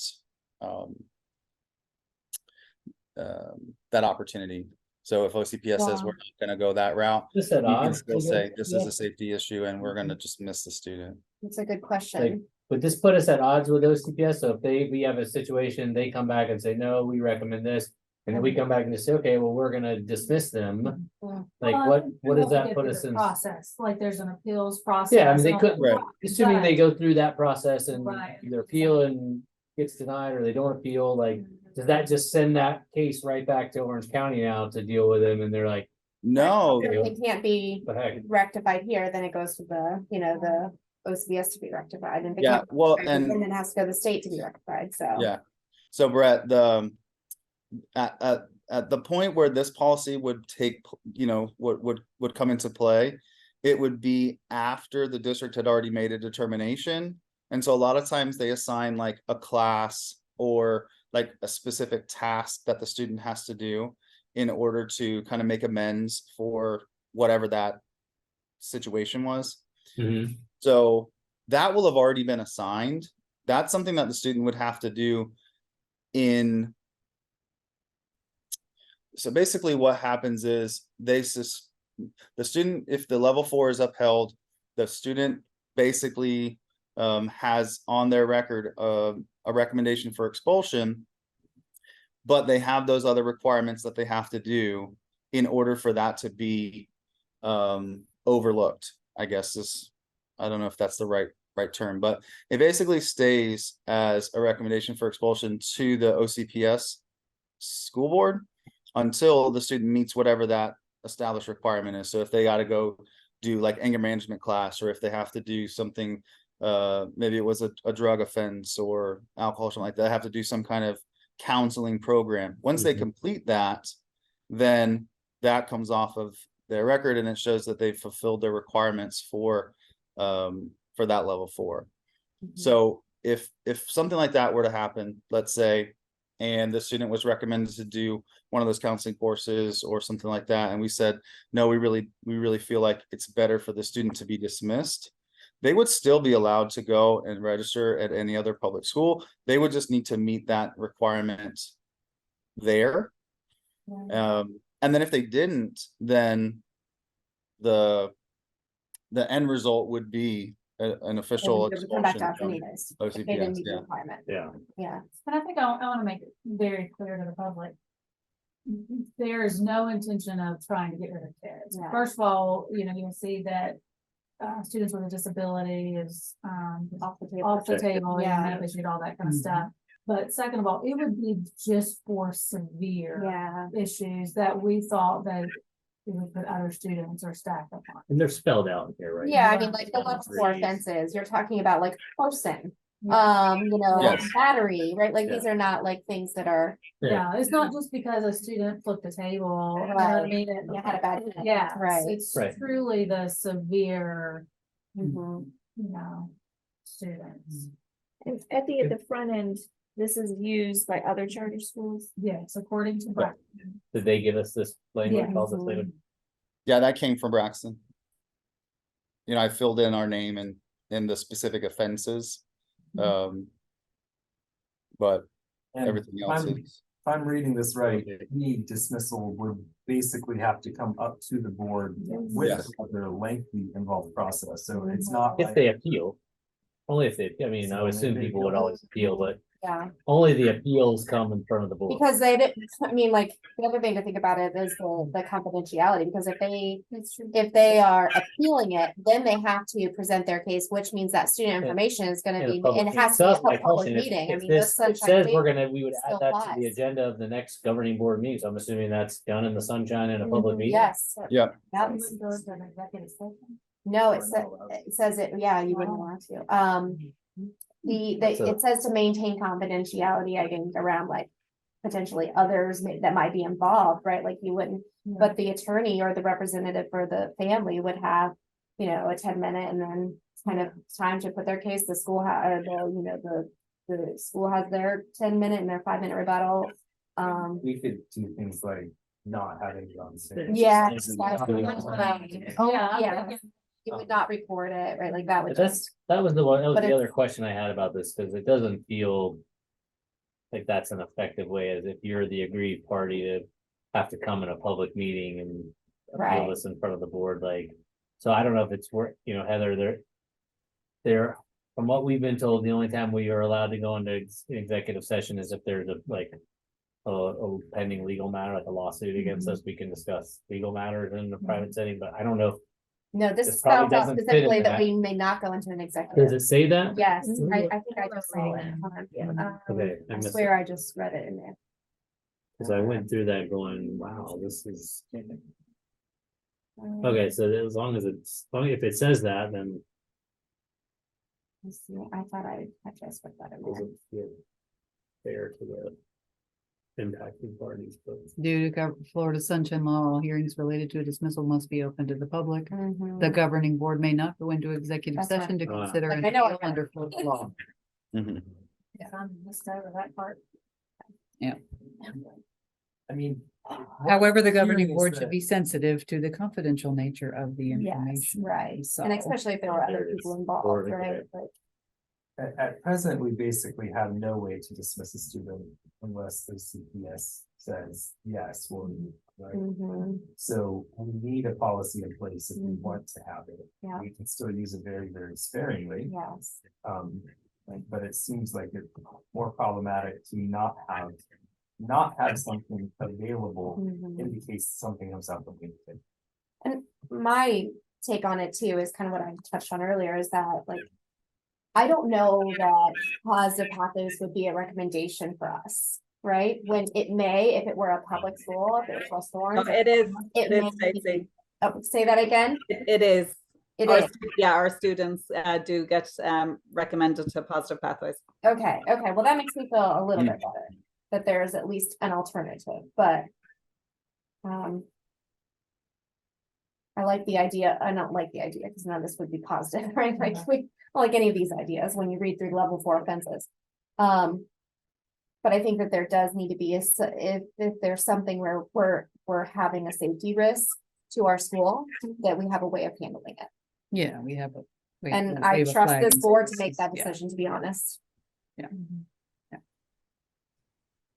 But we're putting the decision making in the hands of the executive director.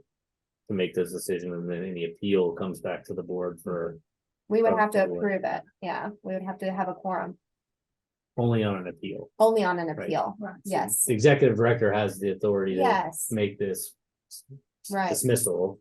If the parties come back and appeal it, then it comes to the Mhm. board. I mean, it I mean, if they're not sounds gonna, like the sort of thing that, one, if we are dismissing someone, they could even stand for a special session board meeting to say, Mm-hmm. hey, here's the situation I'm looking at, Mhm. Oh, absolutely. it's because that would also be what beneficial to have prior to, so the appeal Mhm. comes in. I know as a board member, I wouldn't want to be surprised if they. So maybe Yeah. caveat, What? do you want to caveat the Now? approval But- to say, So my question here was, it says, any recommendation for dismissal must be submitted to and must be approved by the organization's executive director. So Jared, would that recommendation for dismissal come from you as principal to the executive director? Yes, That's the Mhm. path to take. or, yeah, Kathy. And then we're authorizing the executive director to make that, this policy authorizes the executive director to make that decision on right, dismissal or not, and then any appeal comes to the board as the final Right. decision maker which on they that. will then have the opportunity to, Right, all argue that's it, spelled per se. out in So steps it's from the- twofold. We could say to the executive director under consult the board. The only thing that may get tricky is if you have prior knowledge of the incident, then as an appeals committee, would you then be considered unbiased? You know what I mean? wow, Yeah, I mean, that, honestly, I would probably expect you're conferring with the board chair as in some of these Yeah. I scenarios, think so. maybe that, and then if it's an appeal, I just want. you to Yeah, go I ahead wouldn't, and, I wouldn't want to add the step that says it has to come to the board Yeah, for okay. approval. Okay. okay. Frankly, we hired you to do that. Right. job. Well, because the same thing, I would say the same thing, if, say, if a parent came to me upset about the school, I would always direct them back, because I wanna be, I'm that next, you solve it here, if not, then it's me. Yeah, So Right, I think that's the other Yeah. thing too, you don't wanna have all that bias. yeah, no, that's a good point, that's fine. yeah, if the board has to approve the dismissal, then they can't fairly. No, approve that can the be a part of review and the appeal, pre-work. so No, absolutely. Make it. I'd leave it as is. here. Mhm. Yeah. Any more concerns? Feels like the thing you never want to have to use. but Yeah. you Kind of need to have it. Yeah, it's the safety net kind of, yeah, fallback. Just read some level four offenses and that will help you to understand why we would need to have it. I mean, I'll put a motion on the table to approve the policy on dismissal of students as presented by the staff.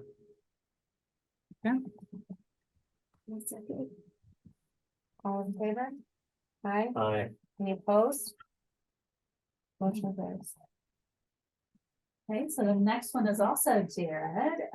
This one is about credit recovery, and, Jared came to me when I first started and we were discussing how many attempts of credit recovery do we allow students to have, because we pay for these. And so we did have very few, but, a couple of students who will just say, I'm not doing it, and we're paying for them to do it, and they just repeatedly fail. So, at what point do we say we're not going to do that anymore? So Jared, would you mind to take this one as well? Sure. So, yeah, I have been, again, in communication with Braxton, with our law firm, about, just his understanding of what the expectation was when it came to credit recovery. I've been trying to look into as many different options as possible to provide opportunities for our students to recover. Unfortunately, some of our students do fail courses, particularly those core classes that are required for graduation. And it only makes sense in my mind that we give them opportunities to recover those classes. If we don't, then it wouldn't make sense for the students to remain with us, because they wouldn't be on track to graduate unless they had an opportunity to take those courses that are required of them in order to graduate. And so I was kind of thinking through and wondered first, is there any kind of state requirement for that? Is there a state statute that says you have to provide this And there really isn't. It's very, very ambiguous. And so Braxton and I had some conversations. He drafted this policy, and basically what that policy captures is students will be given 3 opportunities to recover a course, either by retaking it in class or through Florida Virtual, which is another option that we've given students. And that's like total attempts, basically. So as an example, if a student fails algebra as a 9th grader, they can retake algebra again the next year as a 10th grader, in addition to another math class, because they have to have 4 to graduate. If the student does that 3 times, right? So let's say you fail algebra, and then the next year you failed history, and the next year you failed science, and you've had 3 attempts now to retake those classes, either in class or through Florida Virtual, you will have exhausted all of those attempts. And really what that does is it allows us to continue to be able to schedule that student into the courses that they need to be on track to graduate. So if we provided any more than that, what it would mean is the students wouldn't be able to accumulate enough credits, and in most cases, a high enough GPA in order to be on track to graduate. So basically, they just schedule themselves out of our program because the incubator class is a requirement every year. And so that limits the number of additional courses that the students can take. So, we've landed on this as our number where we feel like this is an adequate amount of opportunities for students to reattempt a course that they've not been successful in the first time. How many students do you think would currently fall in this category? Do we have anybody who is here at 3 attempts right now? 2. 2. And do we need this because it's a problem and we're trying to limit that problem, or like we kind of said that at the beginning, I just wasn't clear on. Yeah. So I do think that there's a misconception on the part of some of the students that just needs to be cleared up, that if they fail a class, they'll just retake it. It's no big deal. And they can do that as many times as they want to. And You have to pay for the additional courses though. What's that? We pay Florida Virtual School If they choose Per- to take it, per class. but if they choose to retake it with us? But then you're taking class space away from potential students that need to be on schedule for that class that we Yeah. are scheduling Right. for. Would it cost us money if they retake it internally? Not internally, but you give up a slot. So ultimately, then you would end up having. Then you're gonna hire a nice teacher, so yes.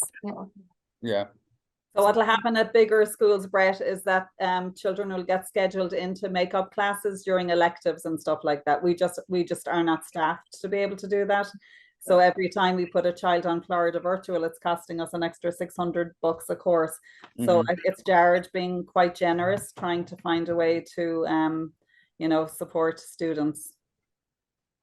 So would this, though, start moving forward now, or would it be retroactive because these students had not known about this previously? No, right? I wouldn't Right? go back and retroactively apply that to anyone. Okay. All the students that have, well, the 2 that I know of that this would apply to at the moment, we have a plan already in place for them to try to get them what they need in order to be eligible to graduate. And they still have time. So my concern is, without having something like this in place, if we have 9th graders per se, who, fail a course and then they retake it the next year, and then during that 10th grade year, they fail a course and then have to and we've had a couple instances where students have failed multiple courses. I've had conversations with parents, and I've let parents know, okay, so here's the reality. These are classes that are required for graduation. The student has to take and pass these classes in order to graduate, and they have to have the appropriate GPA. And So in having those conversations and kind of spelling out to parents, well, here are your options, right? You can stay enrolled with us, but here's what this will look like. Without having a policy like this that limits the number of attempts that they can have on any course. My fear is that if we have students that failed one or more core classes and that trend just continues year over year, that they won't be on track to graduate, and then we won't have anything that we can provide for them. And so they get closer and closer to the end of their 4th year in high school, and it makes it harder and harder for them to be able to recover. This is partly based on electives or right. higher level classes that we're trying to offer because we have to hit the core classes, so. Does And Orange County have a policy similar to this, or they just allow? No, people because to Orange take it? County doesn't have to pay for FLVS classes. They're public, so they can put them in with them as many times as they want because they're part of the public school system. right. So it comes into base with your Other private choice. and your charters, right? Because they're choosing to come here, so they're losing out on the choice to also do FLVS classes without payment. what some of the other OCPS and I know OCPS, Osceola County, a couple others, they also do credit recovery programs like Edgenuity or Edmentum, which are basically, if I'm gonna just speak candidly, like a watered I'll down back you version up of on it, go it. ahead. What's that? I'll back you up on it. I know what you're getting ready to say. I'll go ahead. Yeah. Speaking from, the person who works from, Florida Virtual and, probably knows all about just the way that those programs are set up. It's really just, I can speak from experience, having come from a large public high school as an assistant principal and working closely with our counselors to ensure that students graduated. A lot of times the solution was, well, we put them in a lab, we let them retake these courses, I put that in quotes, through this computer program, and in 6 or 7 weeks they can complete the entire course, and now they have credit for that course. Well, that doesn't sit right with me. It doesn't seem to fit with our model, with our approach to education of just, well, if this is what it takes for the student to be able to get their credits, then we're gonna implement that. And plus, it's just as expensive as Florida Virtual for a lower quality program. So we've dismissed those options, but that's what OCPS does. And they'll allow students to do, maybe 2 or 3 courses at a time through that program. So they just take off the electives and they push them through that way. So our goal is really, night school on some of that stuff too, but yeah, I mean, there's other options available. I think, anything else that we would do would just be too costly for it to be worthwhile for us. And our ultimate goal is for all of our students to graduate with a 24 credit option. There is an 18 credit option, but again, that's I'm reluctant to even kind of explore that, because what we're providing for our students, particularly with the 4-year incubator and all of the additional coursework that we're trying to provide to help ensure that students are getting well-rounded instruction.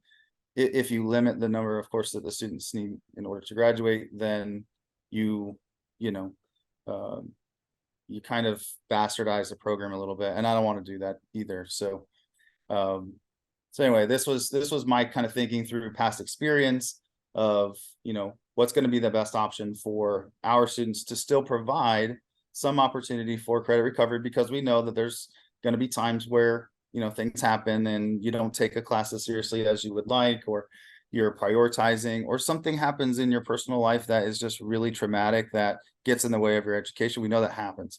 And so I want to provide something for our students, but not just a completely, open policy that anytime any student failed any course, that we would just automatically put them in indefinitely forever. Because I do think there are some instances where this model of education just doesn't work for some students. And I know that as hard as it is for me to acknowledge that, I think that's reality. A small percentage of the students are really just not successful in our environment. But because our culture is so fantastic, nobody wants to leave because they love being in our school. The relationship piece and the fact that we have such fabulous teachers who really genuinely love and care about the students and are doing everything that they can to try to push them to be successful. Parents know that, and so they don't want to consider other options because they really do love our school. So it's a difficult position to be in, but I feel like if we have something like that in place, again, as a fallback, hopefully we never really have to implement it, but just something that if we run into that situation, that can be a way to say, okay, like, here's the policy, here's how this works. And so we can see if a kid stumbles in 9th grade, okay, let's get you back on track as quickly as possible, so we don't run into a situation where you've exhausted all of your attempts, and now if you stay enrolled with us, you're just not going to graduate. But this policy will give you as principal sole discretion to grant any exemptions to the 3 if there's good cause, and I think it spells out Sure. content around it. So Yeah. it's got some out clauses for reasonable situations. And of course, students with disabilities will look different. Okay.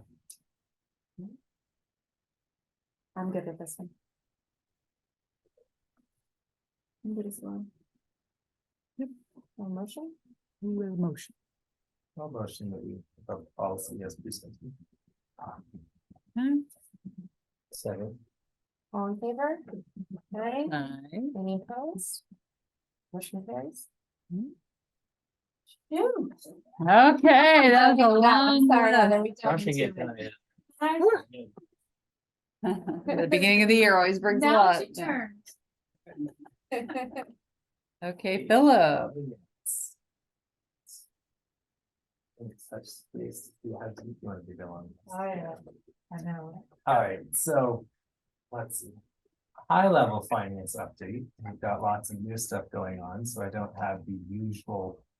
This is what last month looked like. Of course, last month in August, well, when we're at the 15th, so I wouldn't have July for you because we aren't there yet. And it would be July, which always looks weird. This is the summer. We did close out last year, so I'll give a little update on June and then touch on some of the things that are also going on with other conversations where Heather and I are getting to know each other better. So June, we closed out the year kind of in a lot of ways as expected. It was a little, it wasn't a great financial year, which in multiple areas we knew wasn't going to be. We made a strategic decision to not bring on more students and to leverage our wait list to keep our classrooms full in order to keep our, and I'm saying this partially for interested parties who quite likely may watch our board meeting recording later. But I also think you guys already know this and want to reiterate it to you as well, right? So we didn't bring on those additional students mid-year in order to allow our classrooms to stabilize, right? We're really wanting to re-stabilize post-COVID, renormalize our classrooms, and from feedback we get from teachers, feedback we get from community, it worked rather well. Now it gave us lower student counts in high school and in middle school and even in elementary school, which then comes in to hurt on the financials. But because of the way the year played out, a lot of our expenses a little over budget in areas. Coupling that with our dollar spend to bring in grant dollars. So all this is to say, yeah, financial side was, it's a little on the stressful side. Now I haven't seen anything that makes me like, oh my gosh, the house is burning down and we're in dire straits. Nothing that looks like that, but I always like to keep the board updated so that way you guys know, you won't have someone say, wow, I heard the schools and there's stress points there. Well, yeah, there's stress points, but that doesn't mean the house is falling down. So with that, close the year out, the budget that we have for this year, we think is solid. It's been vetted and polished, and Abby's really leaned into understanding it more. Jared and Kathy have leaned in to really make sure that they understand the pieces that go into that. We had a good finance committee meeting both in July and this morning, which, sorry about that, I hate when they land on the same, and I go, Oh, schedule that, because somehow those 12-hour days, Okay. I try to save that for month end. Yeah, we met at 8 o'clock this morning. So, Yeah. the day stretches long. So that's kind of the recap of what last year looked like. A little extra non-normal flavor that came in. On Mahesh's first day, he got to have a conversation with Blake, the analyst from Moody's, who then said, wait, what? Dave changed? Patrice retired? I didn't know any of this was happening. Maybe I should downgrade your credit rating. And we're like, whoa. You don't jump on things like that. Like, give us a little bit. So Heather got in touch with him. We've reached out, we've talked to Ocoee, we've talked to Richard. Heather and I actually have a meeting with Blake tomorrow, including Richard, to talk to him a little bit more. We've gotten him to at least push off the rating, like, let us get you actual student counts. So you can see that our rosters are full, our wait lists are full. Helpful to have Kathy and Jared go through the details as well in this meeting. So you guys have heard that our rosters are full, our wait lists are full, our budget's there. He had some numbers from early in the bond conversation of what our bond requirements were going to be that aren't what our final numbers were as far as days cash on hand, which gave him some additional concern. So those are the questions that Heather and I spent a little bit more time talking. We're like, dusting off the bond conversation, dusting off those. So all told on that bigger picture, there's also the one, does this really matter to us? Well, put a little bit harshly to our business partners, it doesn't matter to us because we have a fixed rate bond. So if our credit rating fell, much like if your own credit score goes down, your home mortgage rate doesn't change if you have a fixed rate mortgage. Makes it hard to go get a new one, but it doesn't change. So we'd be in that same position. Now, what it does do though is it's a little bit of a raised eyebrows, or a little bit of tarnished reputation for our business partners, right? Who helped us go through that whole process, and then it went back, and others were going to say, really, you helped this school get this good credit rating last year, but 14 months later they were at a lower rating. So And they're really just doing this around the fact that Patrice retired and Dave left, or is this really? I think it's that whole picture that I painted out, right? Like, you got a change in your financial staffing. This is one of the things where I was like, hey, let me connect with Blake. I'm not Looking for grant money to be coming in, and it's not processing, right? Or has not processed. So when they call to say, hey, can you send that over to me? And then they don't get the report back, right? It was Mahesh's first day on his own. So he's like, wait, who is this person? And should I be sending them? So I think there was a variety of factors. We also talked finances in the June meeting where it was like, hey, we're a little tight on cash on hand.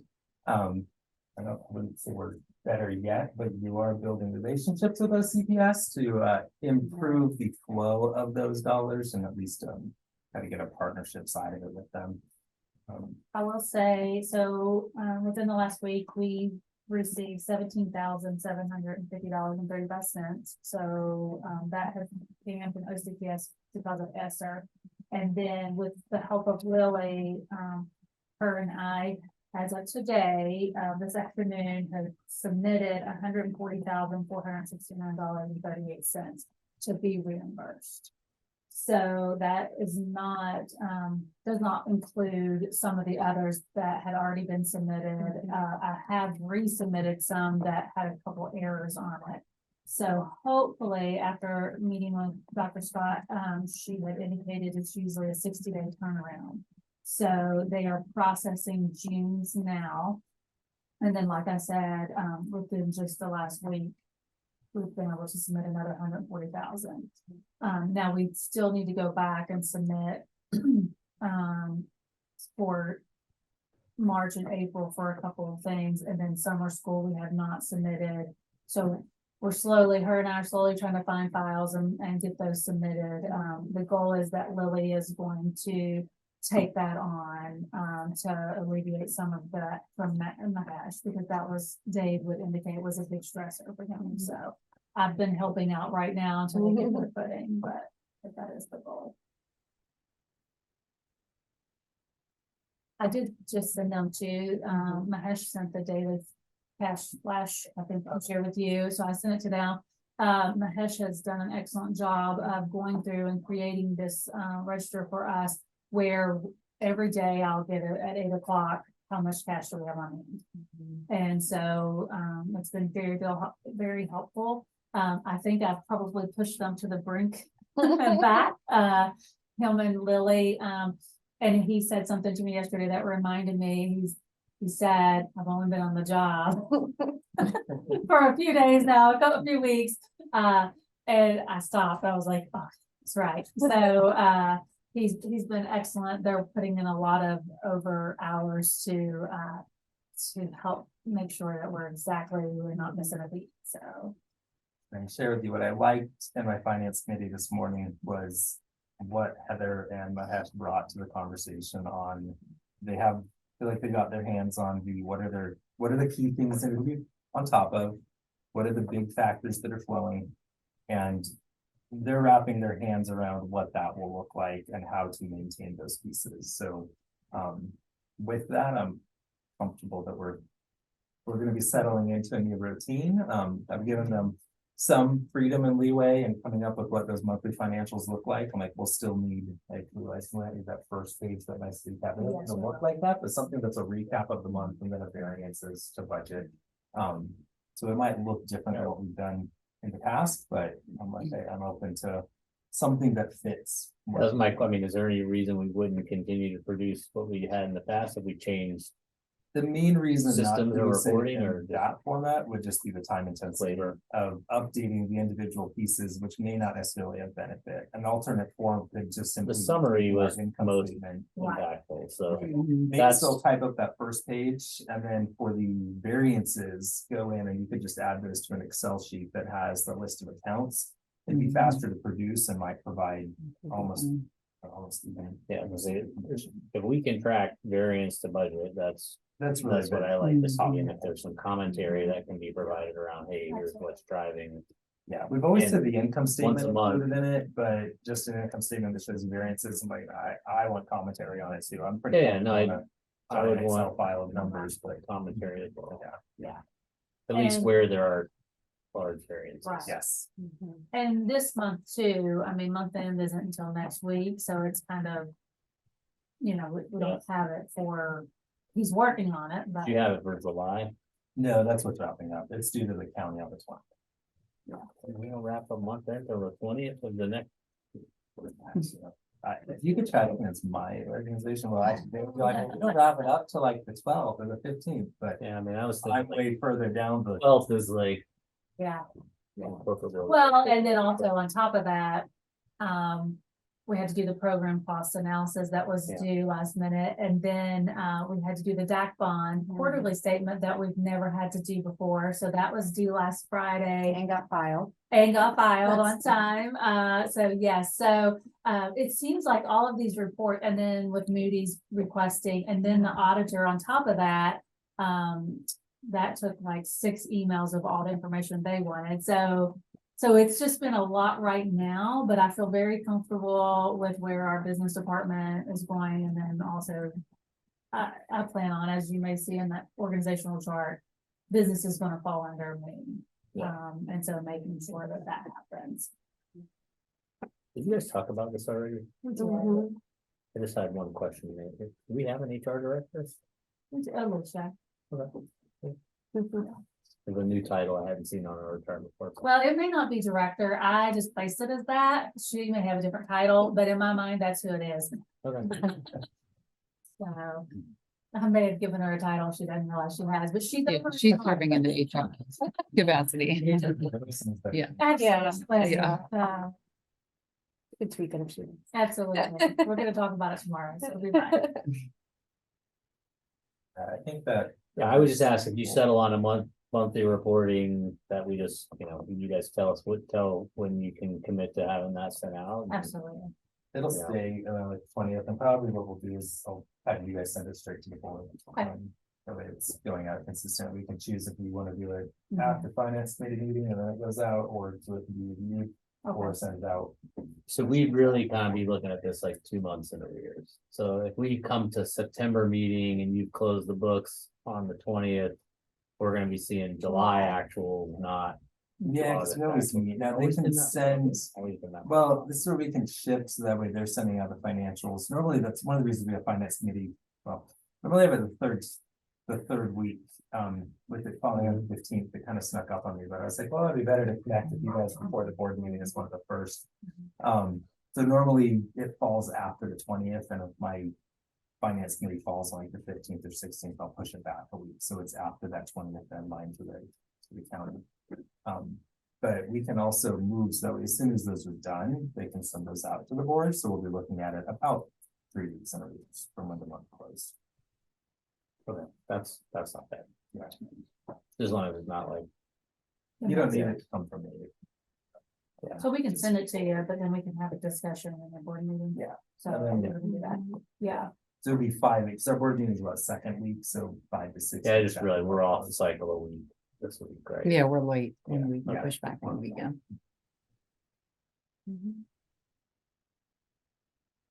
Okay, sounds good. Okay, let's see. Of course, Sarah. I see her PTO update. Hey guys, sorry, I was getting my volume on there. Wow, that was exciting. PTO, we are just ramping back up for the school year. So we did our welcome back breakfast for the staff, which was really lovely, just kind of welcoming everybody back. We had our 3 Meet the Teacher days and we were set up on main campus.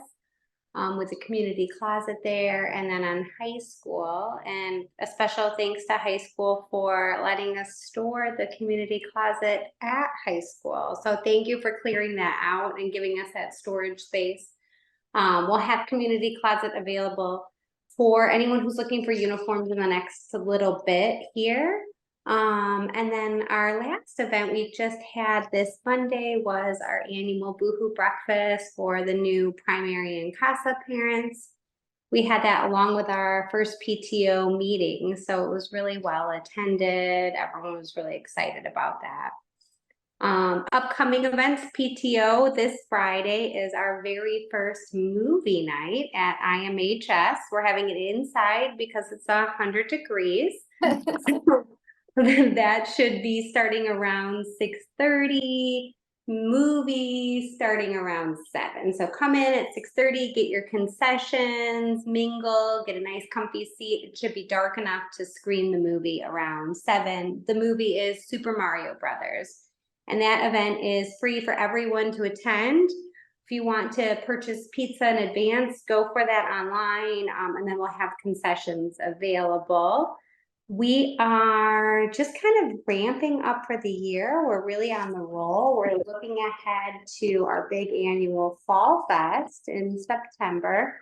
So believe it or not, we're already planning for that at Long and Scott's Farm. We're rolling out our Coffee Connects with high school, and then we're going to be doing our Parent Connects as well. The other thing that we're going to get back onto our agenda is our gardening days. So we have a little bit of work to do to get the maze cleaned up, but we had some lovely gardening days. Our spirit store, we're moving to more of an online store. We did have physical inventory for Meet the Teacher for our new primary and CASA families, but we have a flash sale for spirit gear. So if you're looking for some new spirit gear, jump on that. We're gonna have that open until the end of the month, the 29th. And then that will close. So there won't be any new spirit gear to purchase after the 29th. We'll have another flash sale closer towards like December. If you purchase now, your items will be delivered. So I know it's weird to start thinking about sweatshirts when it's 100 degrees, but if your child has outgrown them, do it now. Our website, just put in free pickup or free ship in the order, and that will ship to the school for free. If not, the site will prompt you. There is on our website a big in red, put the free pickup, but just so you hear from me, put it there. You'll get the free code for that. And that should be it. We're hoping to. We had a couple great meetings over the summer. We're hoping to get in part with the Beat the Heat campaign and contribute towards shade. So we'd love to do that. The other thing, we ordered visors for our new TAs. So those should be coming by the week's end. So our new TAs should have the visors, which hopefully will help with this hot car line. But that's it for PTO, and a big thanks and welcome back. Thank you, Sarah. Thank you. And we love the calendar.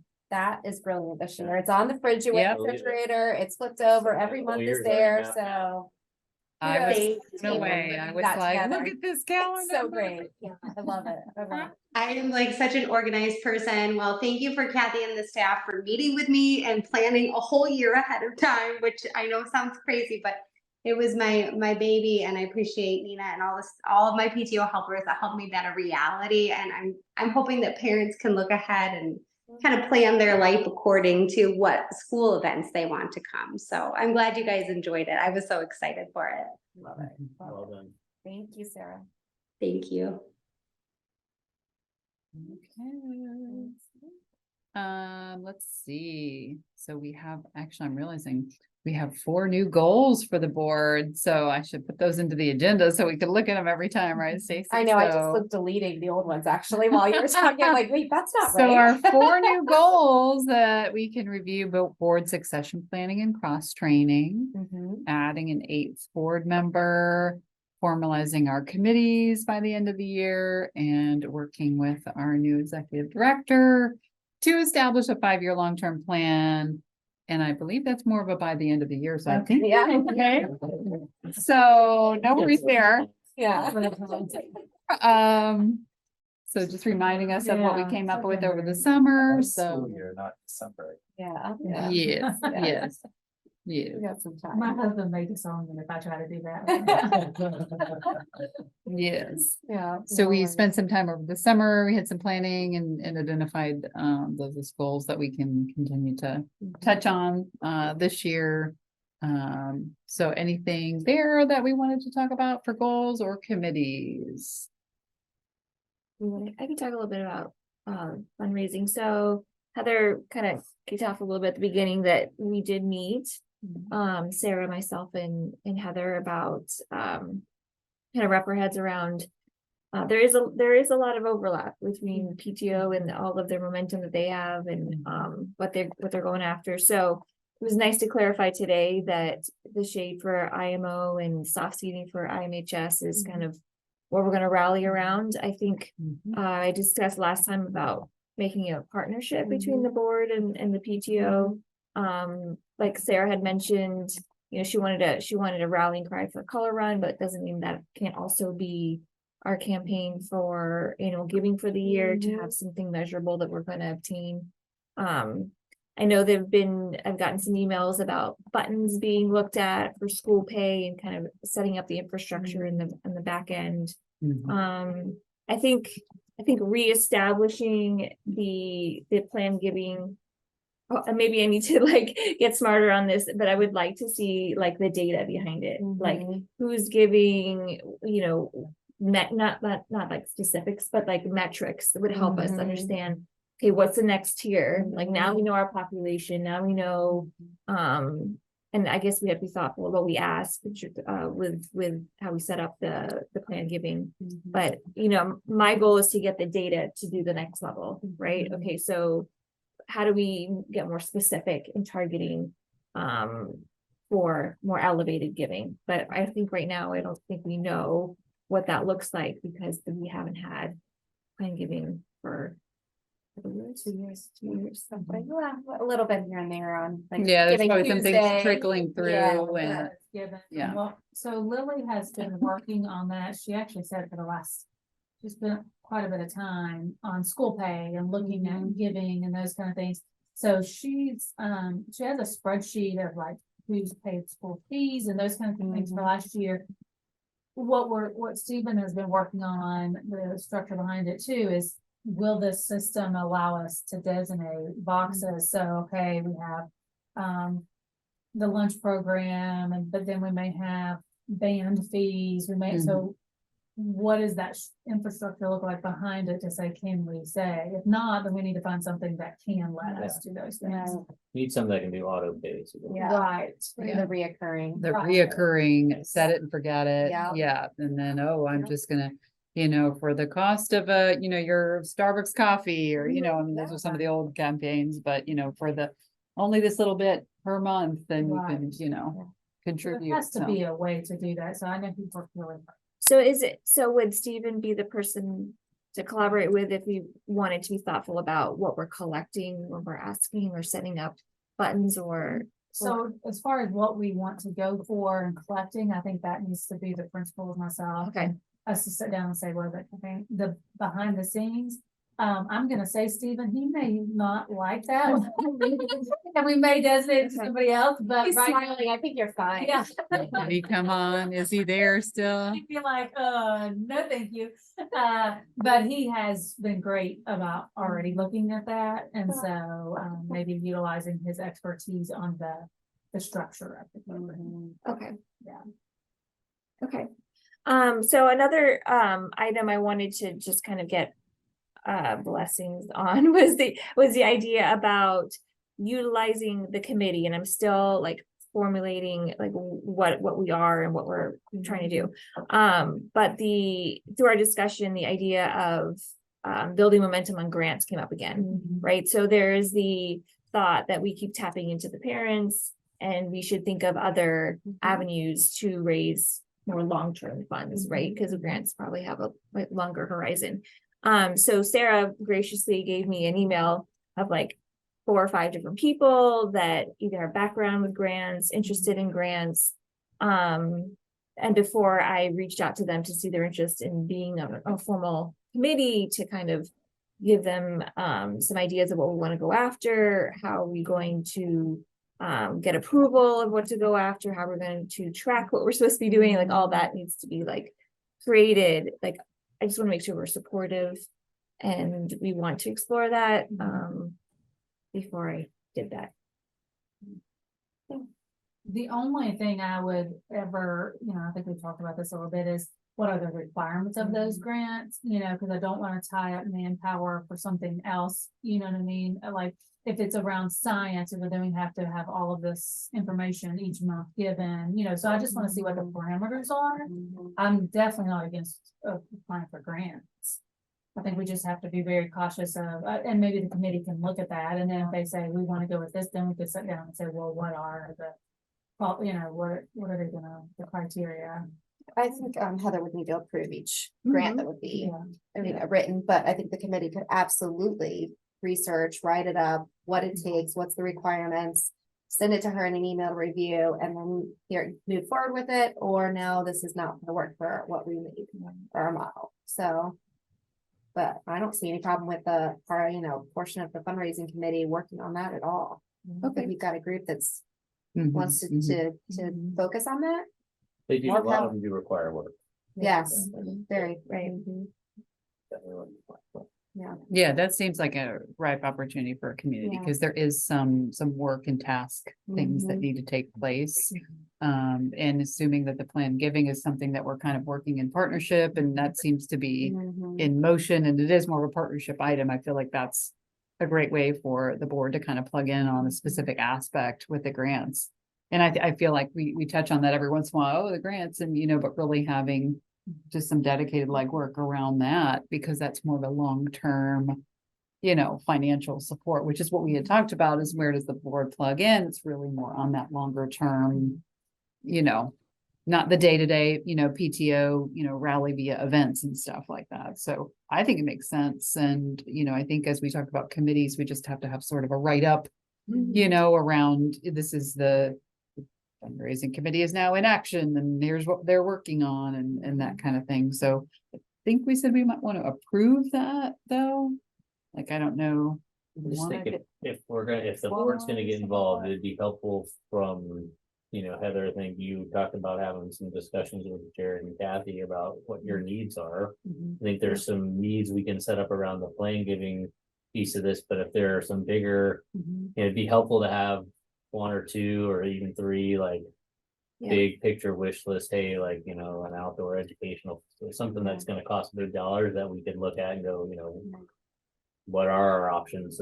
Because that would most likely require working with some external resources to find funding. Like, I think those are things the board can tap into. Like, if there's, big ticket multi-year things we want to try to go get funding for, like The Kroger sunshade.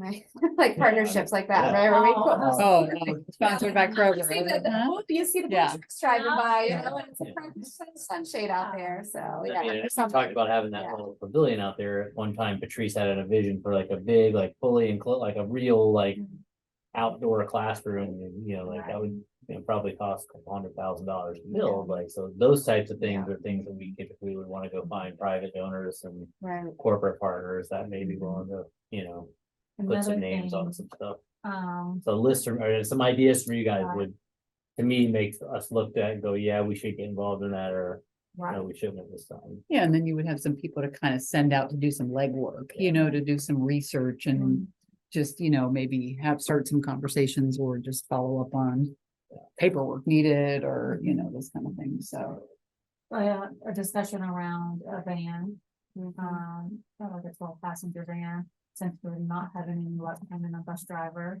We're gonna sell that bus. Well, I was actually gonna talk about that to say, you know, I thought, well, I won't do it this meeting, but, if it's just gonna sit out there.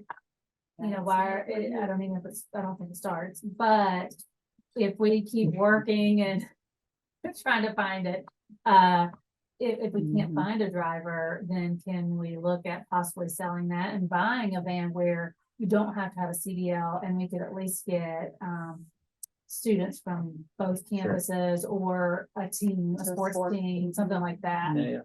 Brandon, you know, he was the one who brought that idea up, and I think it's excellent. He also brought up It's more that he wants realistic a than- high school gym built onto the high school. Yes, he does. And I said, well, that's gonna be a few years.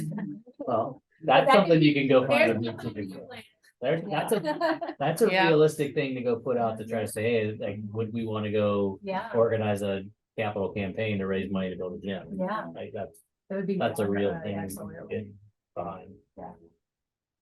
So, Christy's on. That here would now, be my she'll guys. be You, your Marissa, back pocket on if that. you're gonna get Is the that board an actual involved, thing? if you're gonna get the board involved, I would get the school to come to us with, hey, here's some things we'd like to fund, and then we can decide how and where we get involved in it. mhm.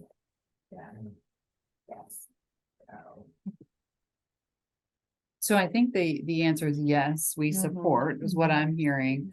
It may be helpful to have sort of an outline of, you know, what the vision is for the committee, you know, going forward, the goal, you know, you know, potential tasks and how we might coordinate with the various parties of PTO and administration, et cetera. So just a little write-up or something. Okay. So, Give it some thought. Send it over. yeah, sounds great. Anything else with regards to committees or goals or? An update, so for Mhm. overall, my partners have lost momentum on the fundraising for like the annual gala. Yes. I don't see it coming back soon, so I'm going to go ahead and at the time say we produced a document. I think it's a good charter document. I don't know if I would have officially sent it to you guys. I can send it through email. It's been dropped in it's in the minutes at least from the galas, like when I dropped them all back there in June. So Yeah, it's out there on the yeah, docs. it's out there. yeah. I'll send it to the board too as an email, so you have it and actually digging for it. So I don't know if it's something that the fundraising committee would be interested in. I do think the document we pulled together did a good job capturing conversations. I worked with Kristen, worked with Betsy, worked with some of the other full-time parents who've been around for a long time and have been to it. So it captures a pretty good outline of what and annually moving forward. I said, unfortunately, we lost our momentum and too many other things were going on. I was like, well, I think it's better to say officially not moving forward with it at this time than to be like, wait, whatever happened with that? So Right, but it's been captured as an outline of what we could do Right. going forward, yes. I guess I'm a little reluctant to, I guess I've never been to it, involved in it, so. don't feel like you have to look it up and Yeah. take a look at it. You're like, oh, this sounds interesting. Tell me more. Let me know. We can. Yeah, I'll check out the join with document. fundraising committee meetings to talk about it if it's interested. But like I said, no, don't feel any pressure to pick it up and run with it. It's one of the, it's certainly something that will need, if it's moved forward with, it needs a level of passion and energy and excitement inside of the group that runs it. So on that note, recruiting an 8th board member. Just reminding ourselves that that is one of our goals, so, you know, it's a segue for a moment I from mean, we that, left- so. Last year with a candidate that we were Yes, discussing a plan for, so I don't know where that one stood. That seemed like right, talk about having that person who's on the finance committee come to this monthly board meeting and maybe take ownership of the finance update as an opportunity to demonstrate some contribution and some skills. And if that person's still a viable candidate, I think that'd be a great way to So I know our assess. finances are a little, our finance norm fell off of the last 6 months.